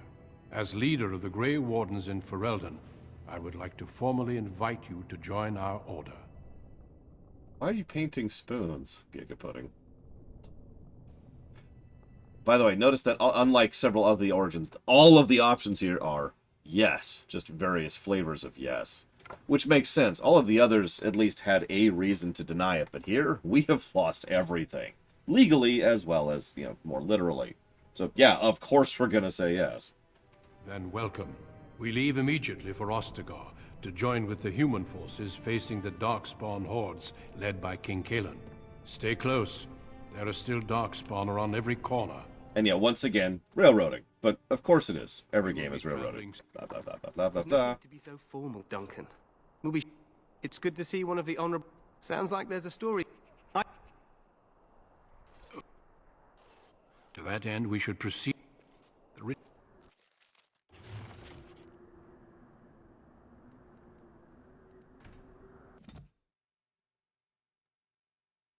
Dwarf Noble. Just as good as I thought it was going to be. Now time to do an origin that I don't remember particularly fondly, but if I'm being honest, it's probably because of the fact that I hate it. Oh, don't mistake me. I don't know if it's good or bad. It's just that I hate being forced to do it. The follow-through on Dwarf Noble should probably have more impact than it does. I was really frustrated with the fact that we get to Orzammar, and we have a couple of additional lines with Harrowmont and Balin, and that was kind of it. I also supported Harrowmont, that particular playthrough, because screw Balin, just because I remembered what he did to previous me. But either way, new game. Let's do it to it. We're going to play female, just because we didn't last time. Human, mage.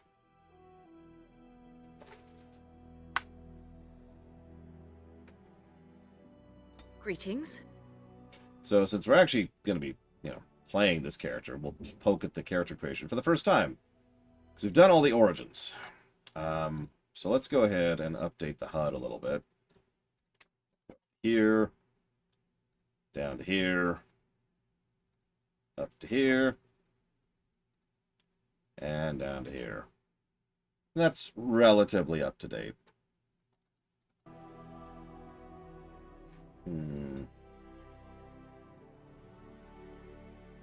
Well, we have to be a redhead because of Dragon Age 2, obviously.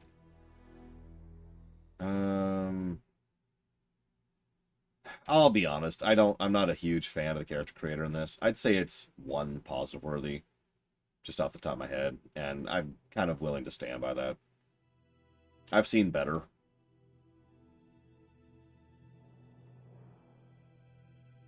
I have several times tried to change how Hawk looked, and I've never found anything that looks better than the default. My opinion. We'll talk about that more when we get there, of course.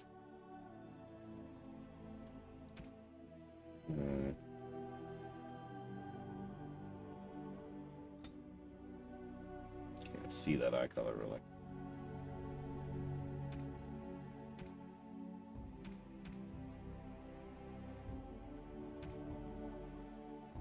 Will be violent. Greetings. Greetings. Greetings. Greetings. That will be experienced, actually. Greetings.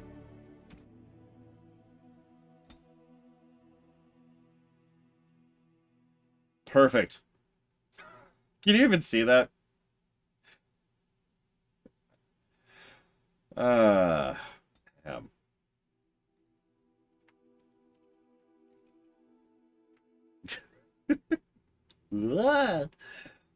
Let's call ourselves, since we're actually doing this, Lorena, maybe? Laressa? Loraval, maybe? Loretta? I'll go with Loretta. I like Loretta.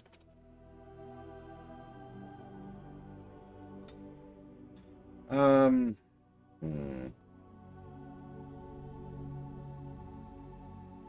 we're going to just crank magic to start. We obviously want coercion because it's mandatory like it is in every game. Speaking of which, gameplay negative. We've given that negative to every game that has that. We're going to give it to this one. Just one.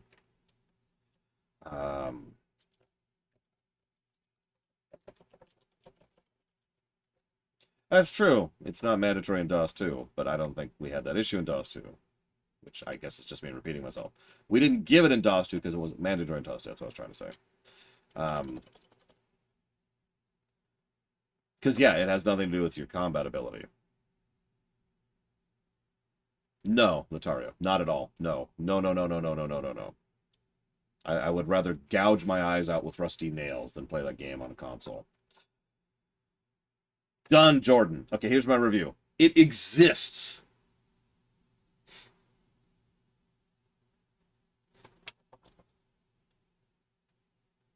What makes it mandatory versus not? Okay, fine. Wrong road choice. What makes it it is objectively the wrong choice to not take the talkie stat in the overwhelming majority of games. Including in DOS 2, actually. It's just in DOS 2, the difference is social skills and combat skills were separated. So it didn't have any negative impact on your build. The thing is, the talk skill is always going to be the best in these games because it's going to give you more options to get to your quests. It's going to give you access to quests you wouldn't already have. It's going to give you access to rewards you wouldn't already have. It's going to make the rewards you already have better. It will give you additional cutscenes and dialogue that you wouldn't otherwise get. It's a universal positive. And yeah, in most RPGs in general, and CRPGs in particular, talking is a huge chunk of the dialogue. It's why choices is such an important gameplay element. So you kind of need that persuasion stat, right? You need the speech stat. And it's kind of weird how it's kind of mandatory. And so, exactly, Mike Lamotta, that's exactly what I'm talking about. The reason DOS 2 bypasses this is because of the fact that it divorced it. So that's why this is a gameplay negative, by the way, is because of the fact that you have to reduce your overall build. You have to pay a build tax in order to gain access to the coercion ability.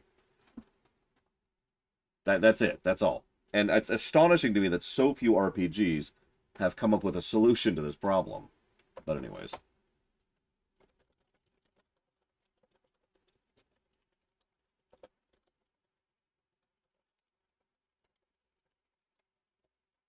I would agree with that, Lord Paramount. That's kind of making my point for me.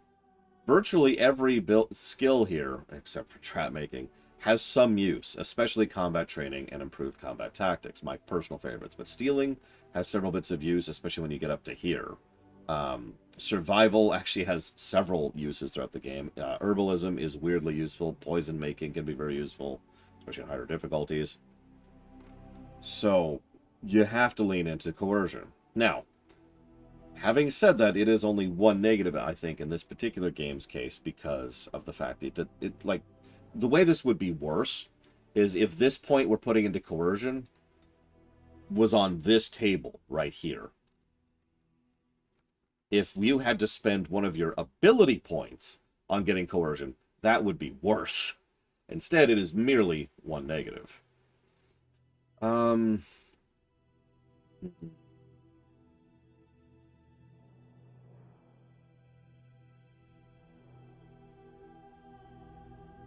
I do like a good fire build. And we've already shown off Mana Clash and how stupid that is.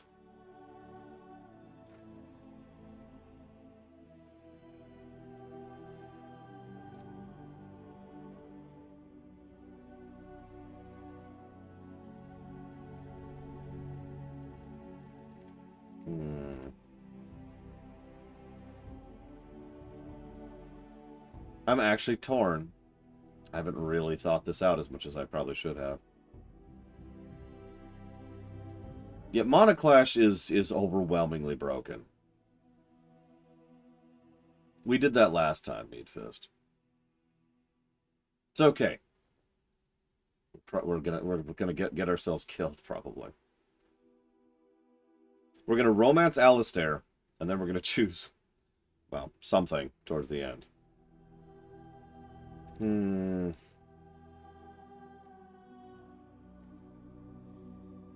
Hey, Original Gamer Hoff. Of course we do, Ronan. We know most of the combos. I mean, heal is what we're going to pick, almost guaranteed. Unless we decide to keep someone else in the party who's going to be our healer. And considering the AI tends to be better about healing than we are,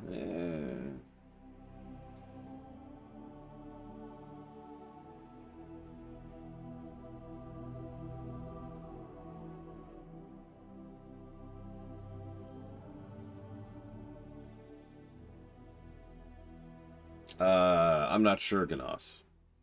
I don't know. I'd have to look into it specifically because I don't remember how it works exactly off the top of my head.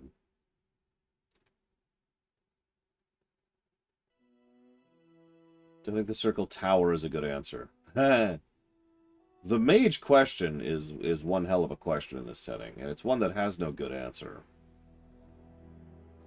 Well, that's not true. It has a good answer that nobody's going to do.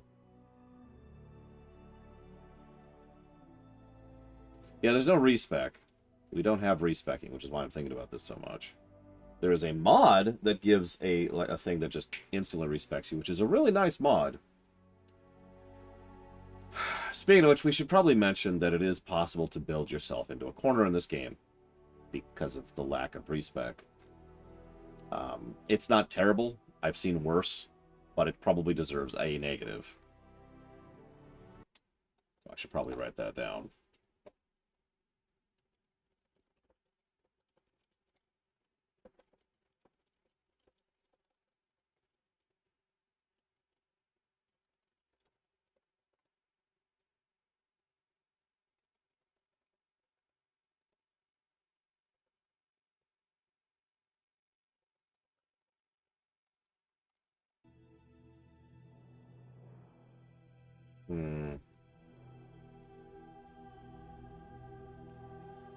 Let's start with cold, I think. Yeah, commit. On a cliff overlooking the dark waters of Lake Calenhad stands the tower fortress that is home to the Circle of Magi. This tower is the only place in Ferelden where mages may study their art among others of their kind. Within the high stone walls, the Circle practices its magic and trains apprentices in the proper use of their powers. But the Circle Tower is as much a prison as a refuge. The ever-vigilant Templars of the Chantry watch over all mages, constantly alert for any sign of corruption. This gilded cage is the only world you know. Found to be sensitive to magic at a young age, you were torn from your family and grafted here as an apprentice. Now, that apprenticeship is nearly over. All that remains is the final test, the harrowing. Magic exists to serve man, and never to rule over him. Thus spoke the prophet Andraste as she cast down the Tevinter Imperium, ruled by mages who had brought the world to the edge of ruin. Your magic is a gift, but it's also a curse. For demons of the Dream Realm, the Fade, are drawn to you, and seek to use you as a gateway into this world. This is why the harrowing exists. The ritual sends you into the Fade, and there you will face a demon, armed with only your will. Once again, we have a little bit of unnecessary exposition. A lot of the Origins have this problem. Because, I mean, yeah, come on, guys. We're a mage who's old enough to undergo our harrowing. We've probably been training here for how many years? Possibly in the decade range. Come on. Anyways, random amusement. You can always tell the important characters because they don't have their helmets on. I forget what other games that's in, but it's a weirdly common thing in video games. And that's true, Lord Harrowmont. The harrowing itself is kept secret. But my point is, we've been here a minute. You know, we've been here long enough that the mages consider us good enough to attempt the harrowing. So, yeah.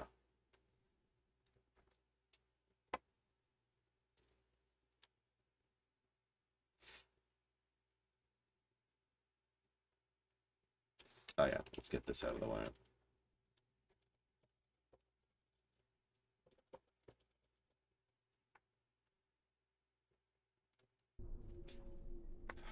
What happens if I cannot defeat the demon?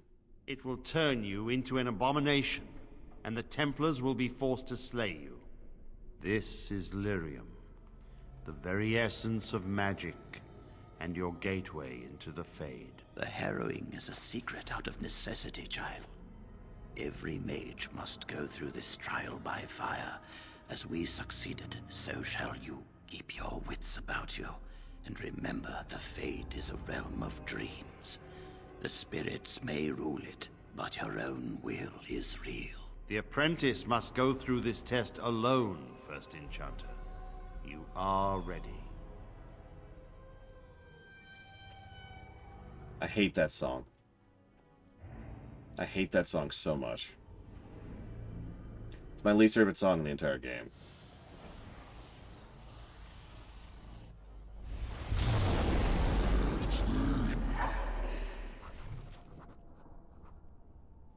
So, welcome to the Fade.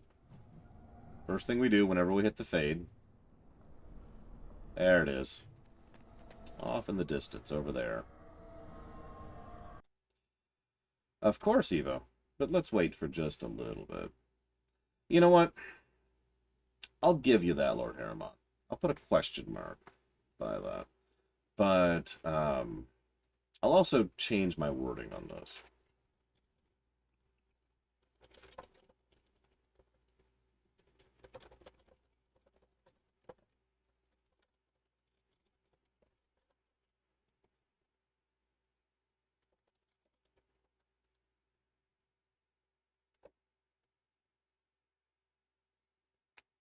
I don't understand the statement, Orcano. What do you mean? Like, if you're asking for a skip origin button, that would be nice, admittedly, but, you know, that's...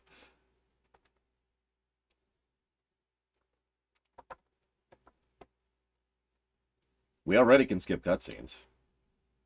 The game has skippable cutscenes. It was empty, Papanix. Sorry.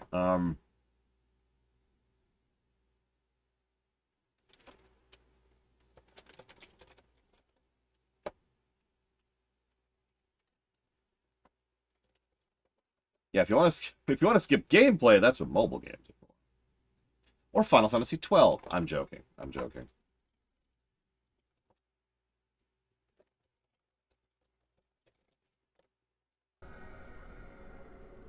Well, no, it's okay. I shouldn't do that. I shouldn't do that. I'm sorry, Evo. I was going to poke fun. I shouldn't do that.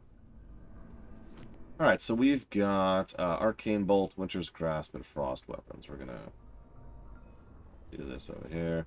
It's an old joke, Doom Rider. Since this is our actual build, we're going to do a few things here. I was going to make a joke that they should never explain what the Black City is. And we should never learn what's going on with the Fade. Although we have some interesting pieces from the most recent DLC of the most recent Dragon Age game. But, you know. Nice place.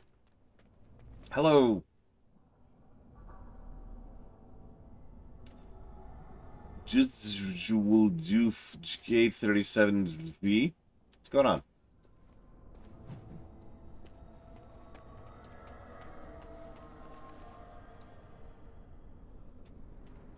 I hope I came even close.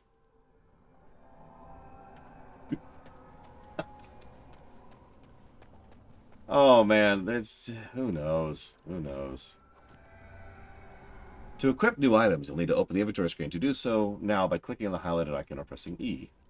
To unequip, drag an item to its icon and blah blah blah. So this is okay. Remove your character's armor or clothing now. Here is your bikini. It looks, weirdly enough, like lingerie. To equip, drag items from inventory directly onto your character or into the appropriate icon spaces. Replace your armor or clothing now. For easy access to consumables, place them in your quick bar.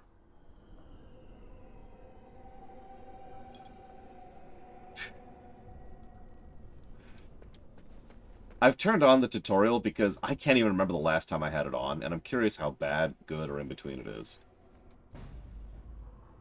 Ah. You are in the combat situation. Mastery of the battlefield is important. Zoom out to gain a better view of the situation. You can also pause for tactical preparation by pressing space. Mages can use spells to attack enemies. Simply left-click on the spell and then left-click your target. Which is weird because you have to right-click for everything else.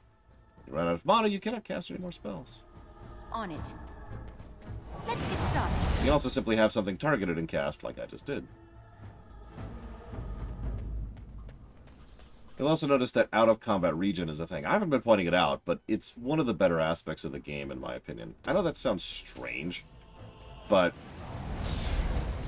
in my experience, games that allow you to refill after combat tend to be better than not.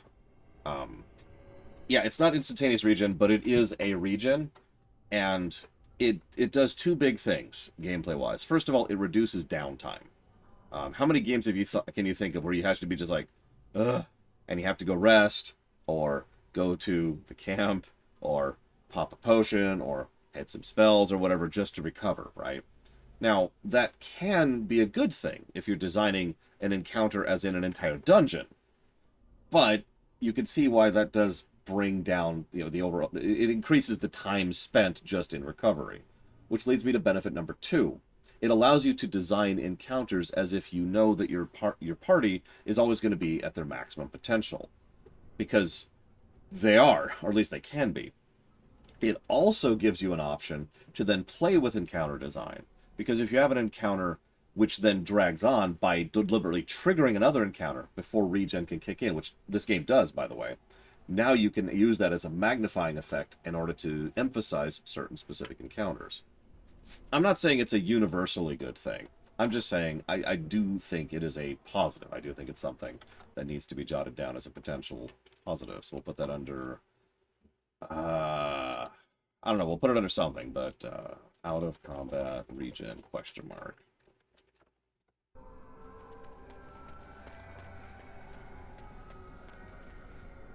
Also true, the injury system is a way to give you long-term detriments walking into a new thing, and to force you to spend some of your resources. The inventory, the dungeon tax. This is a good time as I need to talk about the pause system. Someone else thrown to the wolves. Never mind. As fresh and unprepared as ever. Hi, Dominic It isn't Keating. right that they do this, the Templars. Not to you, me, anyone. No, it isn't right. But they keep doing it, don't they? We get treated like rabid dogs and we let them get away with it. It's always the same. But it's not your fault. You're in the same boat I was, aren't you? Allow me to welcome you to the Fade. You can call me, well, Mouse. So you took the harrowing? It's fuzzy, that time before. They wake you up in the middle of the night and drag you to the harrowing chamber. And then, the Templars kill you if you take too long, you see. They figure you failed, and they don't want something getting out. That's what they did to me, I think. I have no body to reclaim, and you don't have much time before you end up the same. I'm sorry for what happened to you. Don't waste time with that talk. You don't want to end up like this. There's something here, contained, just for an apprentice like you.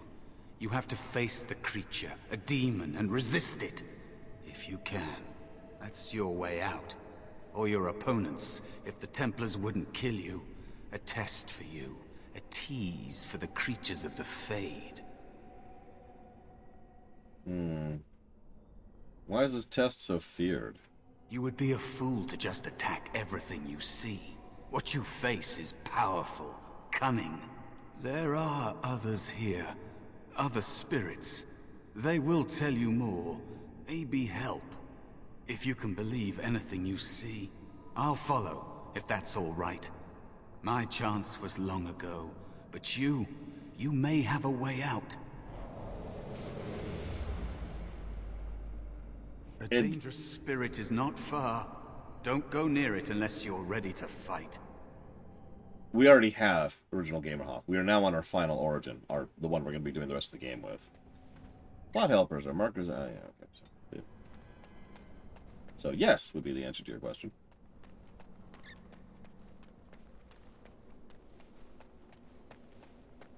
It's fine. Mouse is reliable. He's cool. He's cool.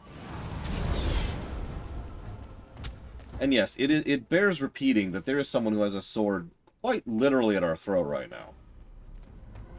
Ready for in case things go badly.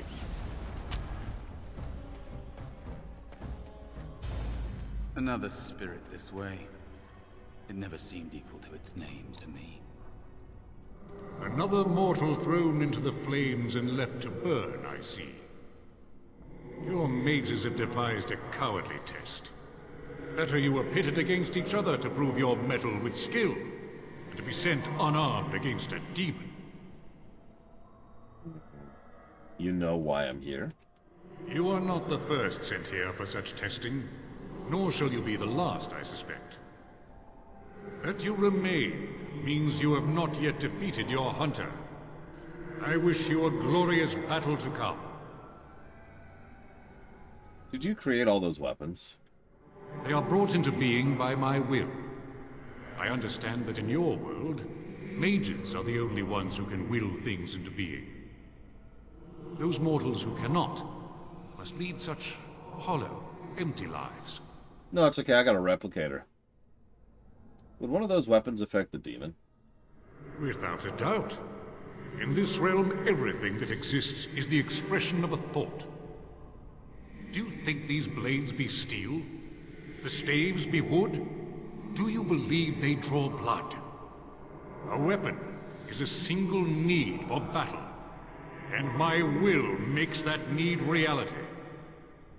Do you truly desire one of my weapons? I will give one to you, if you agree to duel me first. Valor shall test your mettle as it should be tested.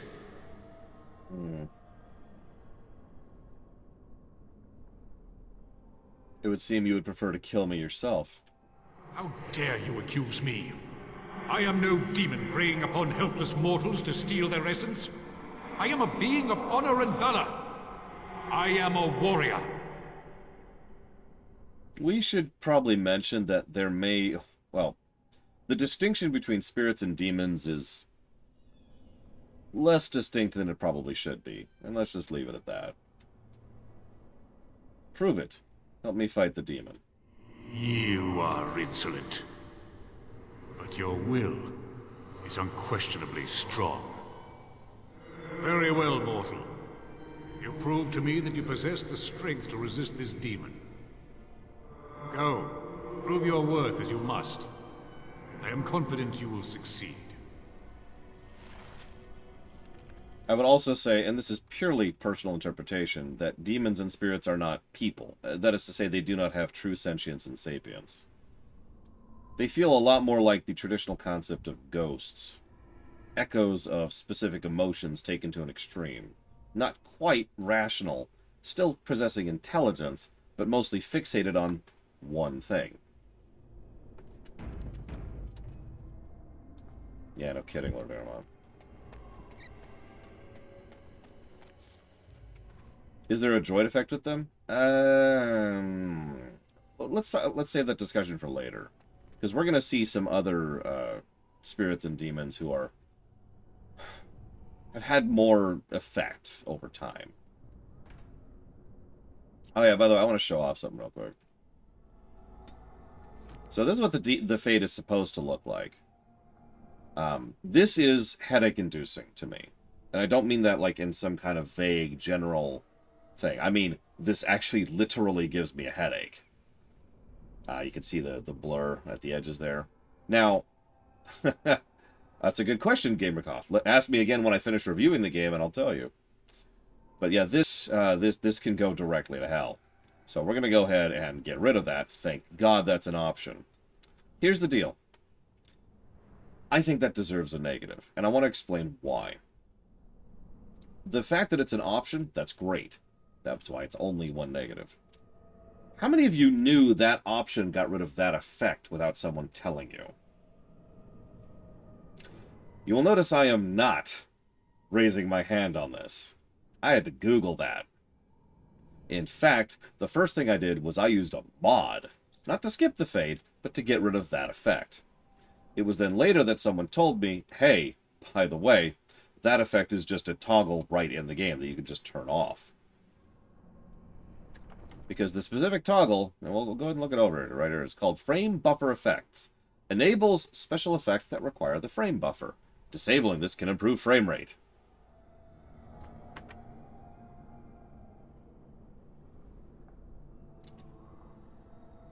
Yeah, so that is why that's a negative. If it was well indicated or well presented, I would not give that negative. But that is not super distinct.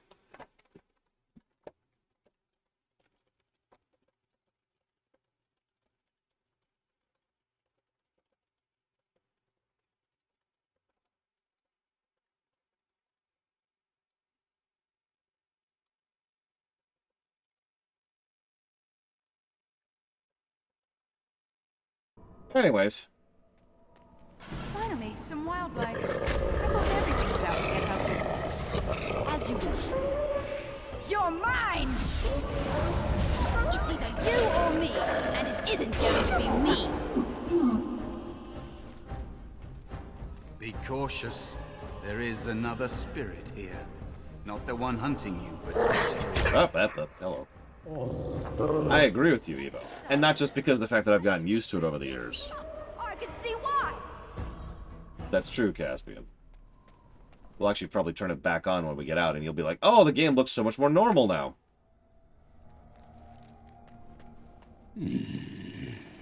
So, you are the mortal being hunted. And the small one, is he to be a snack for me? I don't like this. He's not going to help us. We should go. No matter. The demon will get you eventually. And perhaps there will even be scraps left. What kind of spirit are you? It's a demon. Maybe even more powerful than the one chasing after you. Be gone. Surely you have better things to do than bother sloth, mortal. I tire of you already. Why are you called Sloth? I am a spirit of sloth. Yes, a creature of the Fade. Unlike yourself, mortals are ever the visitors here. Still, you serve your function. Only the mortals like yourself are truly annoying. You mean dreamers? Many mortals dream. They come here often, but you are not one of those. You are aware. A mortal with power and will. The sort of creature that some spirits hunger for. I might be inclined for such a meal myself. It would be interesting to see the mortal world through your eyes, live inside your form. But I am disinclined to begin such a struggle. Oh, I'm quite fortunate then. Indeed. Now, what do you want with me? I was hoping for help in defeating a demon. You have a very nice staff. Why would you need me? Go. Use your weapon, since you have earned it. Be valorous. He looks powerful. It might be possible that he could teach you to be like him. Like me? You mean teach the mortal to take this form? Why? Most mortals are too attached to their forms to learn the change. You, on the other hand, little one, might be a better student. You let go of the human form years ago. I don't think I'd make a very good bear. How would I hide? Hiding doesn't solve everything. We do need to face our fears. I have faced more in this place than you can imagine. Fear is just one more thing. But you are right. Hiding doesn't help. I'm sorry, it's the Fade. It changes you. I'll try. I'll try to be a bear. If you'll teach me. That's nice. But teaching is so exhausting. Away with you now. I told you he wasn't going to help us. You can't suggest something and then change your mind. I can't. You have so much to learn about the Fade, little mortal. I mean, Mouse wants to learn. Why don't you teach him? You wish to learn my form, little one? Then I have a challenge for your friend. Answer 3 riddles correctly, and I will teach you. Fail, and I will devour you both. The decision is yours. All right, I accept your challenge. Truly? This gets more and more promising. My first riddle is this. I have seas with no water, coasts with no sand, Towns without people, mountains without land. What am I?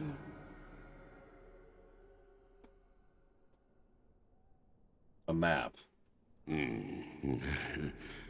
Correct. Let's move on. The second riddle. I'm rarely touched, but often held. If you have wit, you'll use me well. What am I? I'm gonna go with tongue. Yes, your witty tongue. Fair enough. One more try, shall we? Often will I spin a tale, never will I charge a fee.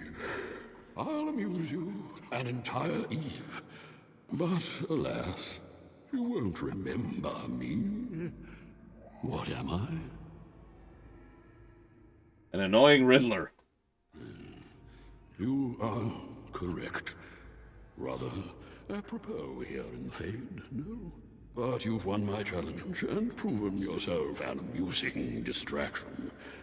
So, I shall teach you my form. Now, listen carefully. Like this? Am I a bear? It feels heavy. Close enough. Go then and defeat your demon or whatever you intend to do. I grow weary of your mortal prattling. Perfect. Now we can finally have sex with Dominic Keating.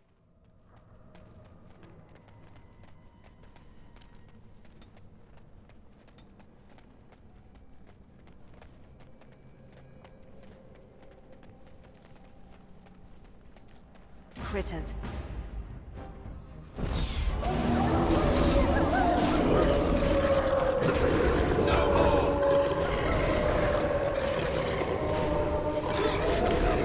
Let's make this quick, shall we?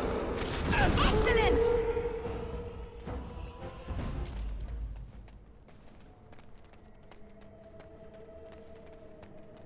Now, I mentioned we aren't going to give a negative for inconsistent voice acting because it doesn't apply here.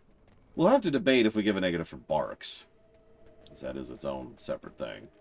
And there is a spirit of rage.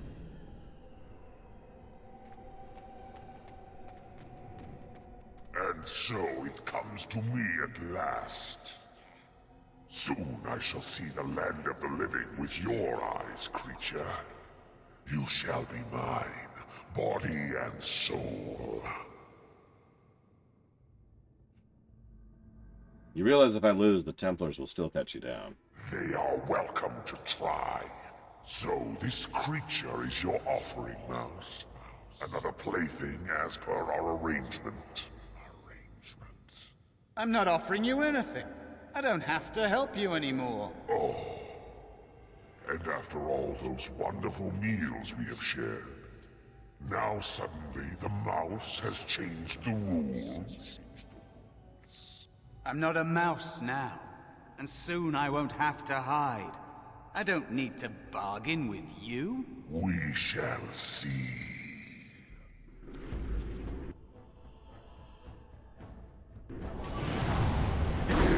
No! On it. Enough!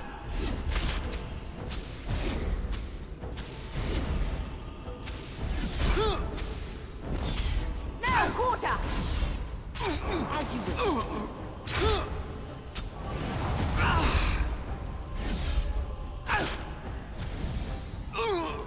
You never had a chance!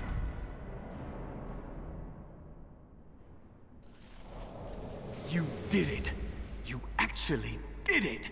When you came, I hoped that maybe you might be able to, but I never really thought any of you were worthy. What are the names of the ones you betrayed before? What? They were not as promising as you. It was a long time ago. I don't remember their names. I don't even remember my own name. It's the Fade, and the Templars killing me. Like they tried with you. Right. So what is it you think you can get from me? You defeated a demon. You completed your test. With time, you will be a master enchanter with no equal. And maybe there's hope in that for someone as small and as forgotten as me. If you want to help. It's Dominic Keating on Falkenstein. To leave here, to get a foothold outside. You just need to want to let me in. Let you in? What? What do you... Of course it was! What else is here that could harm an apprentice of your potential? You are a smart one. Simple killing is a warrior's job. The real dangers of the Fade are preconceptions, careless trust, pride.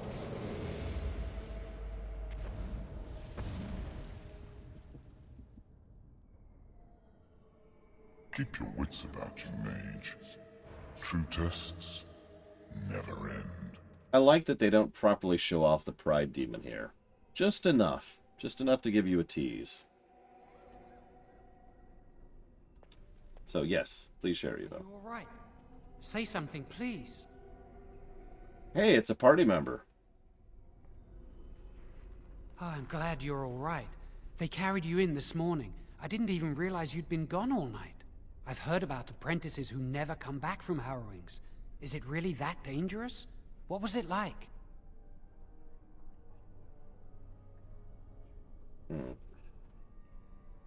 It was, harrowing. Is that why they don't tell us what it's about? I know I'm not supposed to know, but we're friends. Just a little hint and I'll stop asking, I promise. You'll go through it soon enough, Jowan.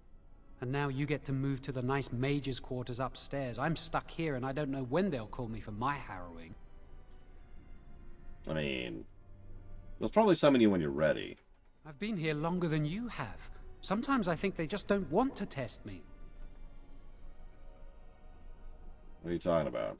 The Tranquil never go through a harrowing. You do the harrowing, the Rite of Tranquility, or you die. That's what happens. Some good options. Do you die, worse than die, or move on to a nicer, comfier situation and more affluence and influence in politics? More access, too. All you have to do is succeed. Oh, and be considered worthy enough to even make the attempt. That's valid as well. Jowan's an interesting character. That's all I'm going to say for right now. They're not going to kill you, Jowan. They might not. But the Rite of Tranquility is just as bad, maybe worse. You've seen the Tranquil around the tower. Like Owain, who runs the stockroom. He's so cold. No, not even cold. There's just nothing in him. It's like he's dead but still walking. His voice, his eyes are lifeless. Listen. It's definitely not a fate worse than death, okay? We definitely won't see even more about how absolutely awful Tranquility is in the future.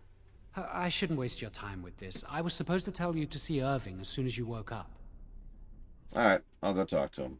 You'd better not keep him waiting. We can speak later. Did you hear anything? Is she all right? Is she awake? Why do you care? Are you best friends now? I'm just curious.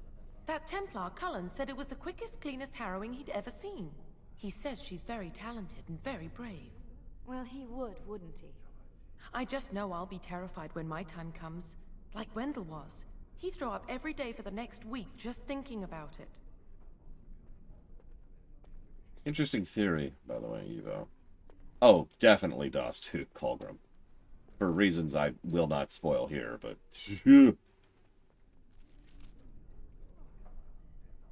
That's all I'm going to say about that right now is... I think that gets it across.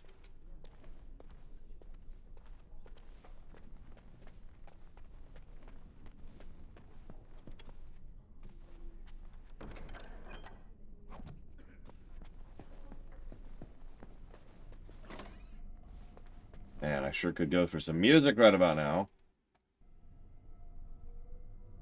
Game? No? Okay. Don't know.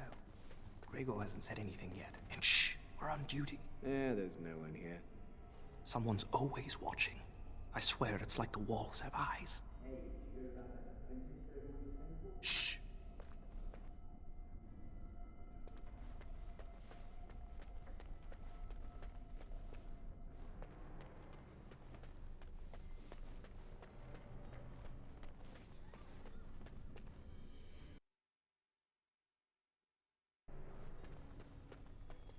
right. Did you hear? Hear what? I heard they suspect someone of dabbling in blood magic. Why would anyone do something so stupid? That's a death sentence. Because blood magic is powerful? Bend others to your will and force demons into your service. That's what I hear anyway. What? That's a new bug for me, by the way. I've never seen that one before. Or I suppose heard that one before. Yes, Pika? That's what I just said, in fact. Like, it's quite literally worse than death.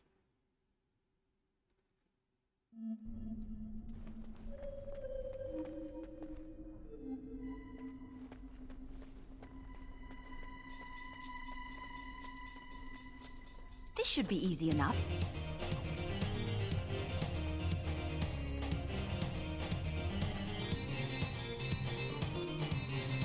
That's a new problem, Gum Gum.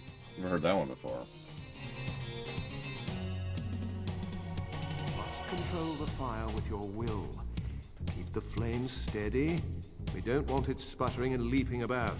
That's what causes most of the injuries. Injuries? But...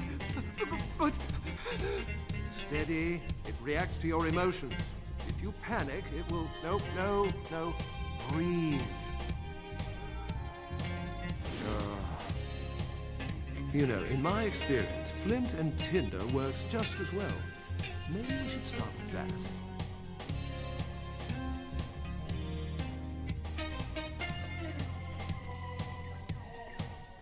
Don't you ever get homesick?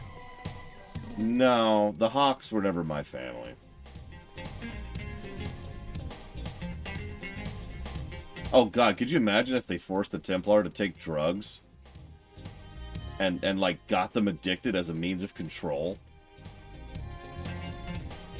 And those drugs also gave them some of their abilities, which allowed them to then fight against the mages? That would be awful! Yes, is there something you need? That's a big door. Yes, it is. Do you need something, or are you just here to state the obvious? Alright, let me pause the music so I can hear you a little bit better.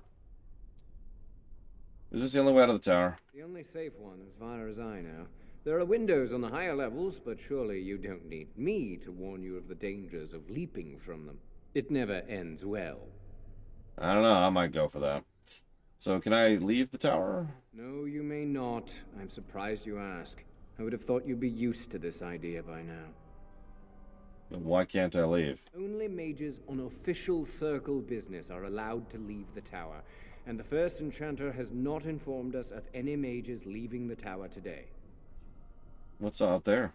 For Eldon, it's not very interesting. Mostly farms, the occasional river. Yeah, it sounds like England to me. Make a smile fortune on you. Yeah, cool. Back to the music.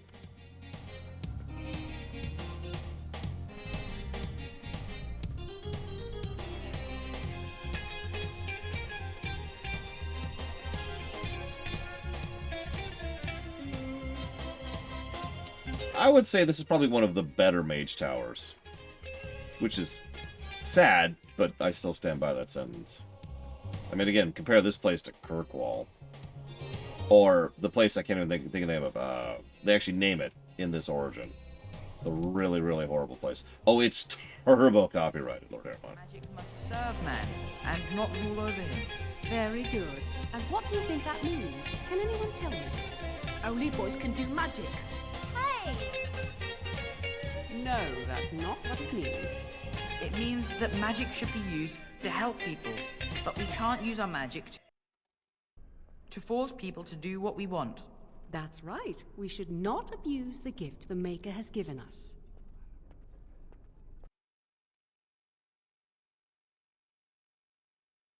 Right.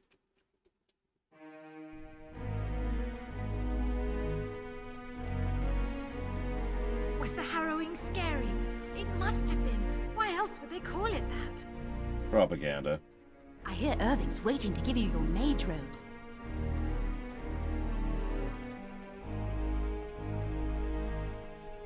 Concentrate. Hold the shield. If I had put all my power behind that spell, you would have been obliterated.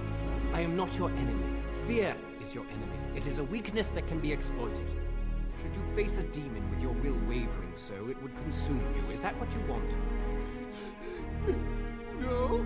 Then stand firm and know you can resist whatever I throw at you. Again. Please stop casting fireballs in a library. I wonder when I'll get to go for my heroin. Like, I feel like I shouldn't have to say that, but here we are. I heard that Cullen's in love with you. That's not what I would call love. He just likes me for my rap.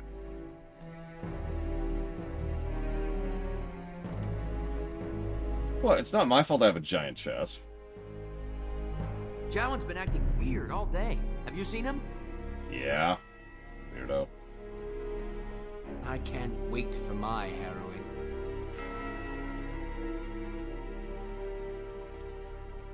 Oh, Tevinter's so much better. As you can tell by the music. This is the music for Tevinter right here.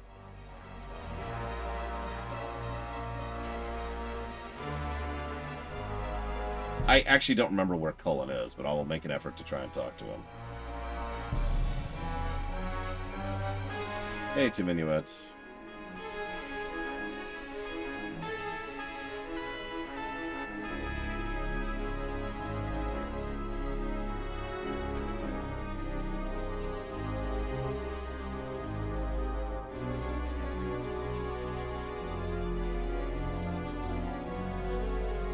It's great to see you. It's always sad when an apprentice fails the harrowing.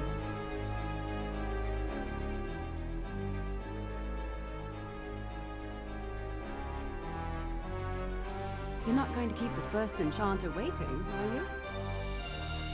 Okay, enough Castlevania music. I think I've made my point there. I don't really have a actually appropriate thing. Thank you, two minuets. That was very hard on my throat. Ah, this is infuriating. Another batch destroyed. Say, have you seen Owain? Is he in the stockroom? Why would he be anywhere else? Well, I don't know. He might have gone to the privy. The Tranquil still function like us. Mostly. I hope he still has some cinnabar lying around. When I asked last week, he said he was running out. To my knowledge, no, Lothario. I mean, the recent culling got rid of pretty much all the remainder. I'd avoid Leora if I were you. She's been rather testy lately. Why? Who knows? I'm not going to ask her why she's irritable. Women hate those kind of questions. Yeah, men do too, by the way. Jackass.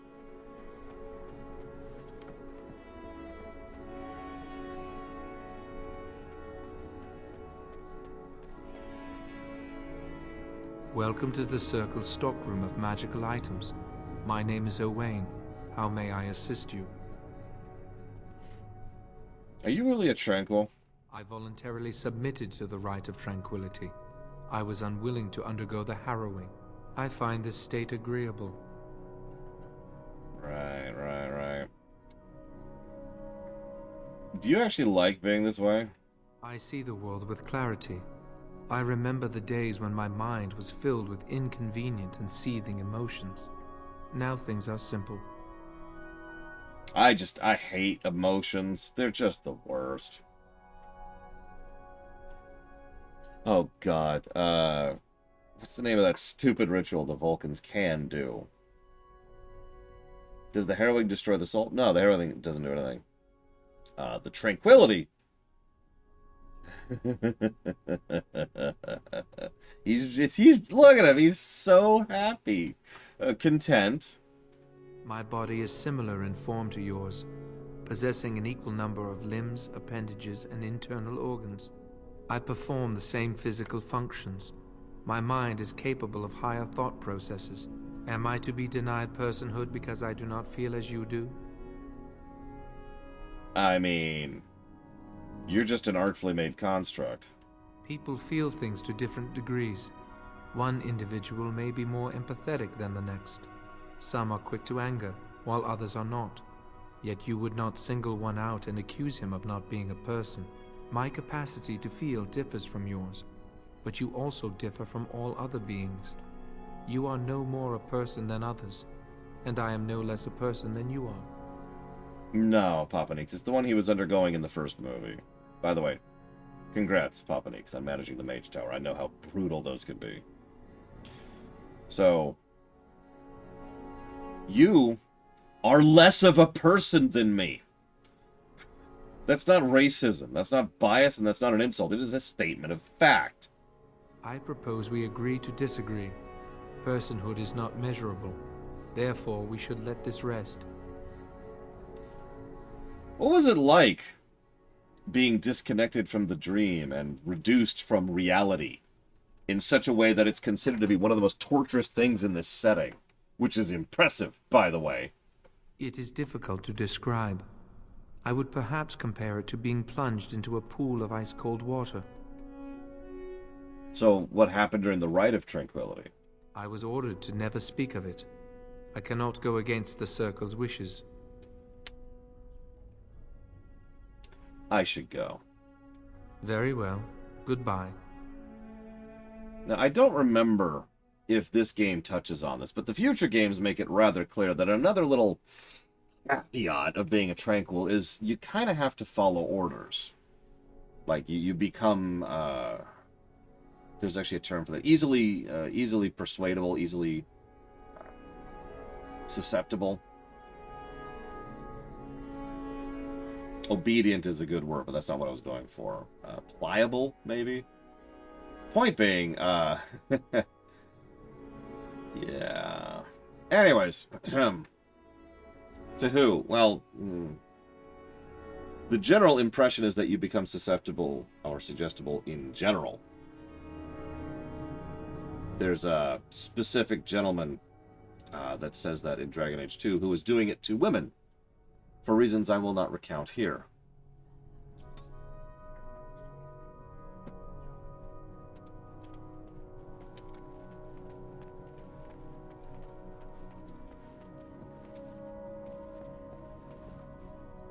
Oh, hello. I don't believe we've met. Are you new to the Circle? I've lived here all my life. I'm sorry. There are so many of you, and I get confused. Not to mention, these old eyes are starting to go. Maybe someone could help you fix them? You're too kind. I'm old and about to fall apart. Nothing in the world can fix that. I mean, maybe you should rest and not be in the library then. But I enjoy the library. These books, they're old friends of mine. And it's quiet. When you're my age, you'll appreciate the quiet. Anyway, did you need something? No, I'm good. I should go.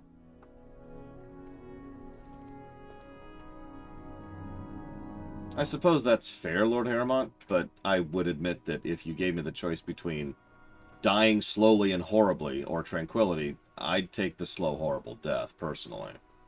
And I mention that because it means I am automatically biased against tranquility. I think someone's here to speak to you, Senior Torren. Like, that's just so terrible that there are a lot of things I would take before letting you tranquil me.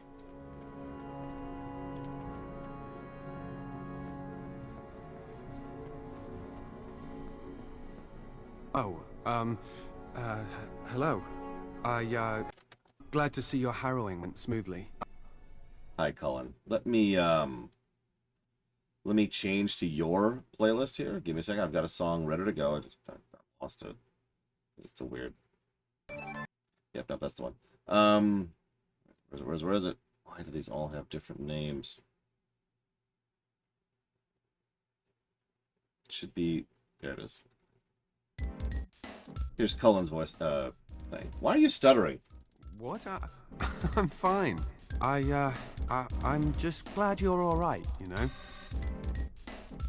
I thought all Templars liked killing mages. Maybe some, but not me. It's my duty to hunt down apostate mages, but I do so with a heavy heart.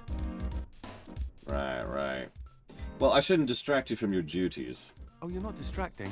I mean, you are, but... well, you're not. I mean, you can talk to me anytime if you want. Yes. Maybe we can talk another time. Cullen, ladies and gentlemen. The pinnacle of charisma.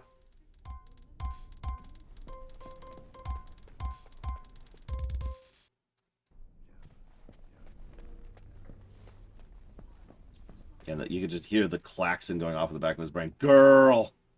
Girl! Hang on, I need to go kill this person.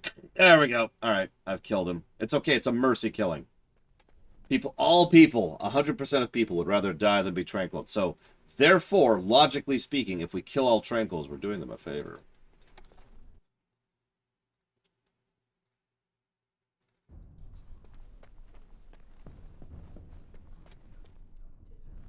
Many have already gone to Ostagar. Wynne, Aldred, and most of the senior mages. We've committed enough of our own to this war effort. Your own? Since when have you felt such kinship with the mages, Gregor? Or are you afraid to let the mages out from under Chantry supervision, where they can actually use their Maker-given powers? How dare you suggest? Gentlemen, please. Irving, someone is here to see you. You sent for me? If it isn't our new sister in the circle. Come, child. This is... Yes, this is she. Well, Irving, you're obviously busy. We will discuss this later. Of course. Well, then, where was I? Oh, yes, this is Duncan of the Grey Wardens. This is actually the wrong song. Is this why you had me summoned? There is something else, but I wanted you to meet Duncan first. You've heard about the war brewing to the south, I expect. Duncan is recruiting mages to join the King's army at Ostagar. Who are we fighting? The Darkspawn threat grows in the south. We need all the help we can get. I'm sorry, what's a Darkspawn? They are twisted monsters that dwell underground where the sun's light cannot touch them. They have formed into a horde in the Korcari Wilds and threaten to invade north into the valley. I fear if we don't drive them back, we may see another blight. Duncan, you worry the poor girl with talk of blights and Darkspawn. This is a happy day for her. We live in troubled times, my friend. We should seize moments of levity, especially in troubled times. The harrowing is behind you. Your phylactery was sent to Denerim. You are officially a mage within the circle of magi. Sweet. Thank you, First Enchanter. I'm sorry, what is this phylactery? Blood is taken from all apprentices when they first come to the tower, and is preserved in special vials. So they can be hunted if they turn apostate. We have few choices. The gift of magic is looked upon with suspicion and fear. We must prove we are strong enough to handle our power responsibly. You have done this. I present you with your robes, your staff, and a ring bearing the Circle's insignia. Wear them proudly, for you have earned them. Thank you. It goes without saying that you shall not discuss the harrowing with those who have not undergone the rite. Now then, take your time to rest, or study in the library. The day is yours. Can I leave the tower? Not yet. Remember, the tower's walls protect us as much as they protect others from us. I will return to my quarters. Would you be so kind as to escort Duncan back to his room, child? I would, but I have this weird belt thing on and I'm just transfixed by how ugly it looks. The guest quarters are on the east side of this floor, close to the library. Now, if you'll both excuse me, I have matters to discuss with Gregor. Oh, okay. Yeah, -5 charisma.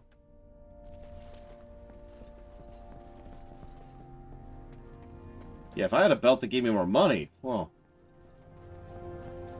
Well, we just talked about this, Evo. It's the Belt of Repulsiveness. Does it have a buckle on the front? I guess it kind of does. That's a large-ass buckle, though. That's just...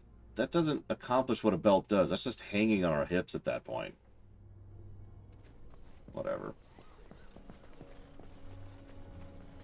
Thank you for escorting me. Thank you for escorting me. Hey, Jowan.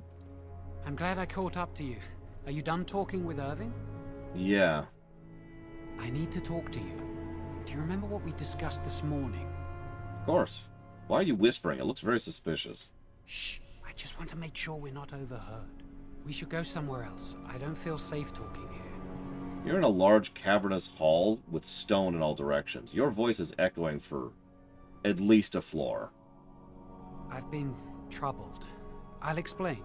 Come with me, please.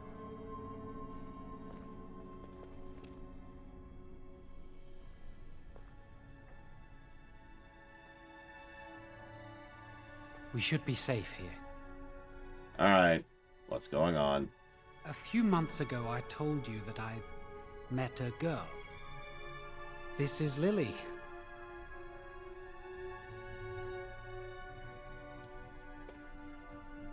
These are some interesting options. We can insult her. We could say we were doubting her existence. We were saying, that's verboten! But we can also say, oh, my condolences, Lily. Very funny. I'm happy for both of you. There is something else. Remember I said that I didn't think they wanted to give me my harrowing? I know why. They're going to make me tranquil. They'll take everything that I am from me. My dreams, hopes, fears, my love for Lily. All gone. Listen, people have done very, very stupid things over the years for, romance. But, maybe you should not do whatever it is you think you're about to do. They'll extinguish my humanity. I'll just be a husk, breathing and existing, but not truly living. Well, being tranquil is worse than death, in my opinion, so I'm with you. No, it won't. They're going to destroy me. That was actually a I misclick. won't put Lily through the pain of seeing me like that. What are you gonna do? I need to escape. I need to destroy my phylactery. Without it, they can't track me down. We need your help. Lily and I can't do this on our own. Give us your word that you will help, and we will tell you what we intend. I promise. And then we can go straight to Irving and rot them out immediately. Thank you. We will never forget this. So, what's your plan? I can get us into the repository, but there is a problem. There are 2 locks on the phylactery chamber door. The first enchanter and knight commander each hold 1 key. But it is just a door. There is power enough in this place to destroy all of Ferelden. What's a door to mages? Okay. What if it's a magical door? We have no choice. We cannot get our hands on both keys. I once saw a rod of fire melt through a lock. You could get one from the stockroom, but Owain doesn't release such things to apprentices. Alright, I'll go get the rod. We should stay here. 1 mage at the stockroom will attract less attention than a mage, an apprentice, and an initiate. Sounds like the beginning of a joke. Good luck. Our prayers go with you. Hi, TSB. Yeah, I do feel bad for Jowan here. Really. I may be extremely wrong, but I've always got the impression that Jowan is an idiot. Feel free to correct me if you disagree on that point, but I would say that Jowan challenges Minsk in the intelligence department. He makes it feel like the stone might be the better option. He reminds me of that mildew that grows at the bottom of shoes sometimes. sorry, I'm getting off topic. Point being, he's really dumb. And I kind of mean that as a kindness. I don't think there's a malicious bone in his body. I don't think he deserves a lot of the negatives that are pressed upon him. And I think that a lot of what happens is just because of the fact that he is so extraordinarily short-sighted. He's just like, da, da, da, da, da, da. It's okay, I'll just go do this, it's fine. I mean, yeah, exactly. The reality here is he probably was going to fail his harrowing just because he is that moronic. No, not at all, Evo. I think that there are two lonely people in it. I mean, this is a college dormitory. Do you know why so many ill-conceived hookups happen in college? It's because you put a bunch of people in an isolated space all next to each other, and most of them are going through hormones. Of course people are going to hook up. Duh, right? True love? Don't make me laugh. So, no, I think that Jowen would probably have failed the harrowing. Having said that, one of the things that irritates me a little bit is that, maybe this is just me, they decide whether or not to even allow people to try the harrowing. Now, I get that there's a danger in a failed harrowing, but it is a fairly well-controlled danger. There's a dude with a sword at people's necks, right? Like, they're very prepped in case the harrowing goes badly. And it's a very controlled environment. Maybe I'm the weirdo here, but I think it would be better to give people the opportunity, the choice also, to either undergo the harrowing or undergo the tranquility. But they don't give him an opportunity. No choice is proffered. Instead, it's, oh, we're just going to tranquil you. And that bothers me. And it kind of speaks to the whole situation as a whole, because is this dangerous? Yes, absolutely this is dangerous. Of course mages are a problem. There is the mage problem in this setting. But at the same time, the way it's handled is just as bad in many ways. And yeah, I'm with Dakoita. Because of the fact that tranquils are slaves, let's call that what it is, I think that they just were like, well, you know, we need a few more tranquils for whatever purposes. Maybe they're getting low on resources, maybe they're running out of tranquils, maybe whatever. And they just agree periodically to say, you know what, you don't get to do your harrowing. You just, you get made tranquil. Here you go. But that's not what I'm talking about at all, Latario. Some mages are not given the choice to refuse the harrowing. Or I'm saying that wrong. Some mages are not given the choice to attempt the harrowing. Some mages are just presumed that they will fail. So your choices at that point are tranquil or death, as opposed to harrowing, tranquil, or death. Removing the option from the equation is monstrous, if I might be so bold. We didn't talk about this earlier when we were talking about how tranquils may or may not be worse than death. Lord knows that the actual writers have changed their mind a few times, and that does need to be acknowledged. But one thing that is true is that tranquils don't really need to rest or sleep in the strictest sense of the word. They also don't really get bored of things. So they just kind of work diligently and thoroughly for a long period of time. It's why they do the enchanting. Because enchanting is very boring, but very difficult work. So they just do it. And do it. And do it. And do it. And there you go. So, yeah, I wasn't even going to get into the fact that merely the choice itself is kind of monstrous. It's like an extra layer of... yeah, no, they're perfect factory workers. It is an extra layer of monstrous that some people are just not even given the opportunity to make a bad choice. It's just death or intranquility. And what I mean by that is they're not given a choice at all. They're told you are going to be made tranquil, and if you resist, you are killed. So that's not really a choice at that point. And yeah, absolutely, Dakota, I agree completely. So you get the point. This is just... ugh. Now, I'm not willing to say whether or not Tranquility is actually as horrible as it can and has been presented as, because that's debatable. But the way these people are being utilized is something I don't particularly agree with. So, moving on.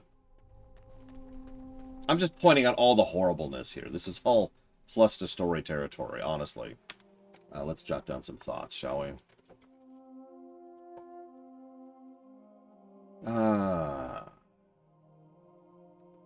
yeah, it's true. We don't know if Tranquils are paid for their work. And to my knowledge, we have no information to judge that from. There's an interesting question. Would a Tranquil care about pay?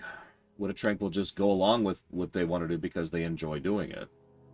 We have several individual Tranquils who flat out state that they actually like their current state of being, and they find it satisfying. And they usually tend to get fed and taken care of by virtue of being in the circle. I believe they do eat. Don't quote me on that. We also know that Tranquility is... this is part of Inquisition specifically. We know that Tranquility is part of another larger scale thing. I'm saying this wrong. Tranquility is one possible avenue of the ritualistic kind of stuff you can do when you're screwing with people's connection to the Fade. We'll talk more about that in like a couple weeks here.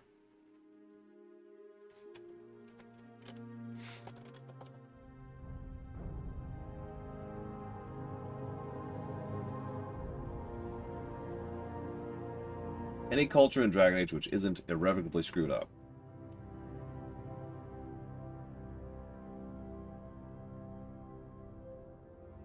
Weirdly enough, Ferelden. Ferelden, as a culture, certainly has its problems, but is one of the most progressive and people-positive nations on the fricking planet. For all the other issues that all the older countries have and all the older nations have, Ferelden is just kind of, you know, they care about blood like most noble people do, and they've got their dog fixation. But they tend to be very anti-slavery, by law, in fact, but also by culture. While they have lesser castes and they don't exactly treat the elves correctly, they also don't go out of their way to be horrifically awful to them. Which I know doesn't sound like much, but that still puts them ahead of the pack compared to most other groups. Orlais has the game, which, nuff said. They also have a very decadent culture to the point of being, you know, just awful. The assassin nation, I know that's not actually what they're called, but the nation of where assassins are a regular thing, that's its own thing. Antiva, thank you. The Qun to Vinter is a mage slave state. You get the point. Listen, Janthel. But yeah, Ferelden, they're all right. They're all right. I think Ferelden is at least partially all right. This sounds awful by virtue of two things. First of all, they used to be an enslaved people under, you know, Orlais. And second of all, they're such a recent nation that they're still building, so they haven't really had a lot of opportunity to build old, terrible traditions yet. Oh yeah, by the way, and the dwarves are screwed. While we're on the subject. Then there's the Dalish, which we've actually already covered. Moving on. Yes? Who are you? Senior Enchanter Leora, in charge of the Circle's laboratory. Is there something you want? What's in that door over there? That leads to the Circle's cavern storerooms. There are caves running through the rock that the Circle is built upon. But of course, you know this. You have any rods of fire in there? No, that's something the Tranquil deal in. This storeroom is for raw magical materials and alchemical substances. Lyrium, basilisk, blood, and so on. Sure, Orcano. Let me go Google that. Hang on.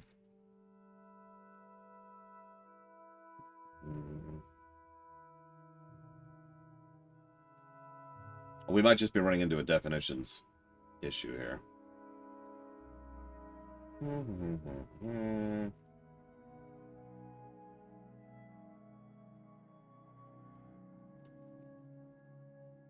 I really hate how they keep track of time in the game. It makes keeping the timeline track very irritating. It was in 542 Exalted. Oh, okay, that's meaningless to me. Thanks. Okay, so Orlais invaded in 824 Blessed, which means nothing to me. But anyways, rather than even continue looking this up and try to make sense of the terrible, terrible timeline, instead let me say this. Orkana says Ferelden isn't new. So, I don't care. The Ferelden that currently exists is very new. In fact, it is so new that it's only about a generation and a half old. That's what I'm referring to.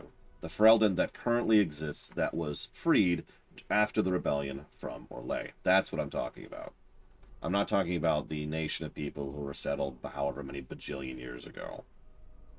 There is no music. The music's on right now. You just can't hear it because there is none. Have a nice day. Thank you. Why do you have a quest still? That leads to the circle. But of course, you know this. No, that's something that no, I can't let anyone in there just now. Why?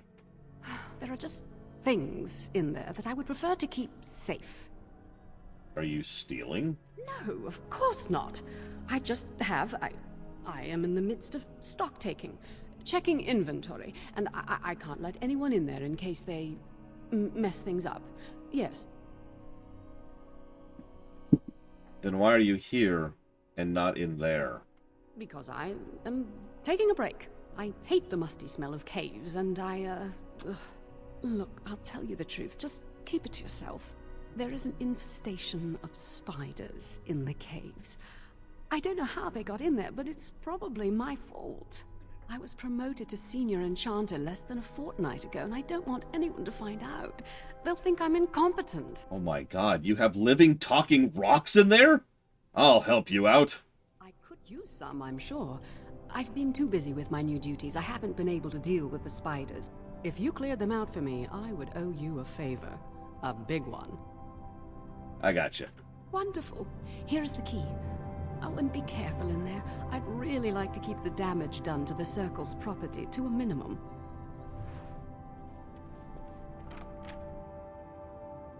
Don't worry. We got your back. Hey look, it's the Deep Roads Cave. The exact same Deep Roads Cave. Oh god, Monorox! The worst kind of all. Do I have a staff right now? I do. Put that on. Oh my god, music actually started playing.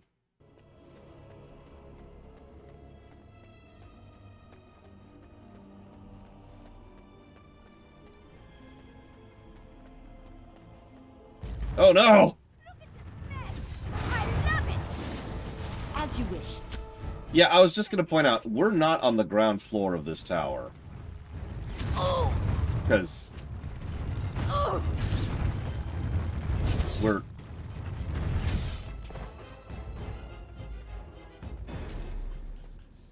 Oh, that's true. I get +1 to magic. Ho ho ho. There's nothing I can't buy. Let's get started. Right.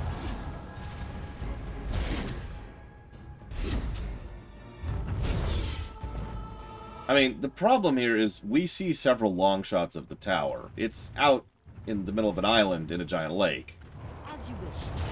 There's no caves. Move and parry! Strike and kill! Excellent!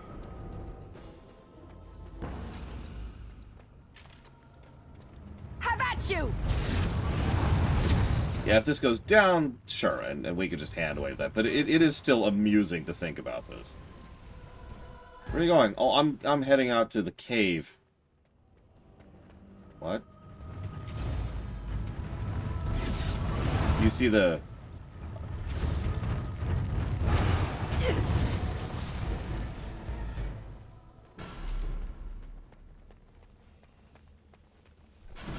Oh god! The rocks are falling!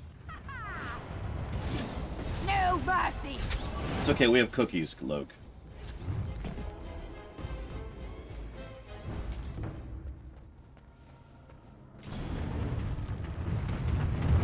Can I just say, by the way, it really irritates me that BioWare does not know how to code a run animation. That's true in, like, all of their games. All of them. On it. Let's get started.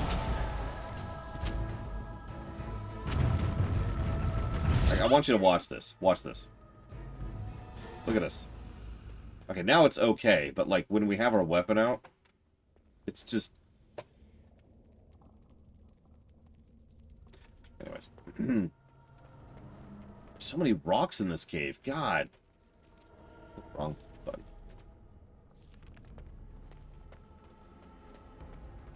I mean, even this is not what I would call a great run animation. But at least it's something. Whoa, whoa, wall.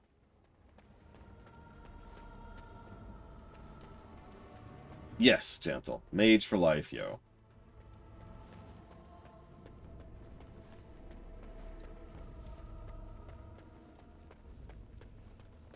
And in Dragon Age 2, my favorite class to play as is Warrior. In Inquisition, my favorite class to play is any other game.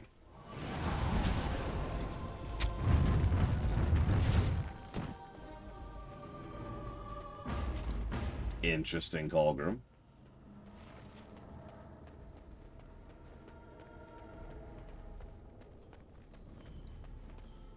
Yeah, I tried Rogue and Inquisition, and I kinda hated it. We'll see what we think of Mage this time around.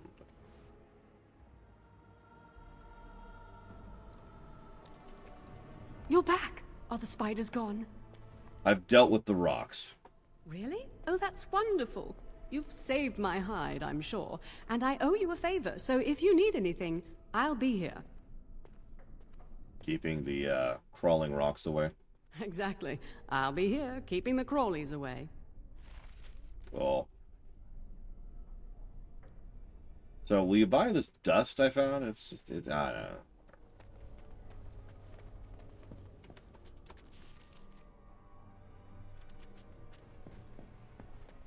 Yeah, the rocks keep spinning all these webs all over the place. It's weird.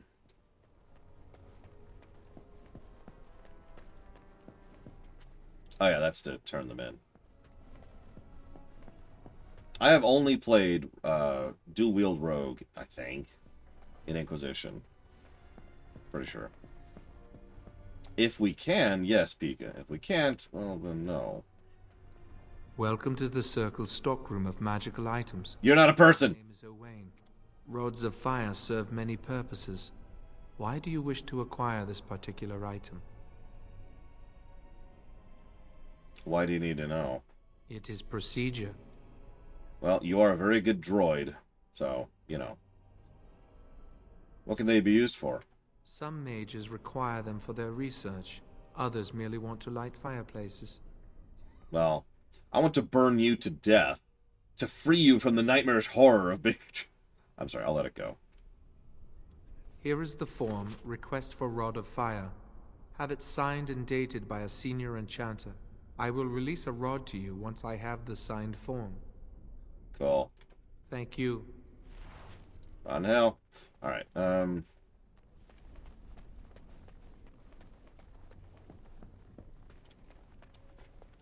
room. Wrong room. Oh, God.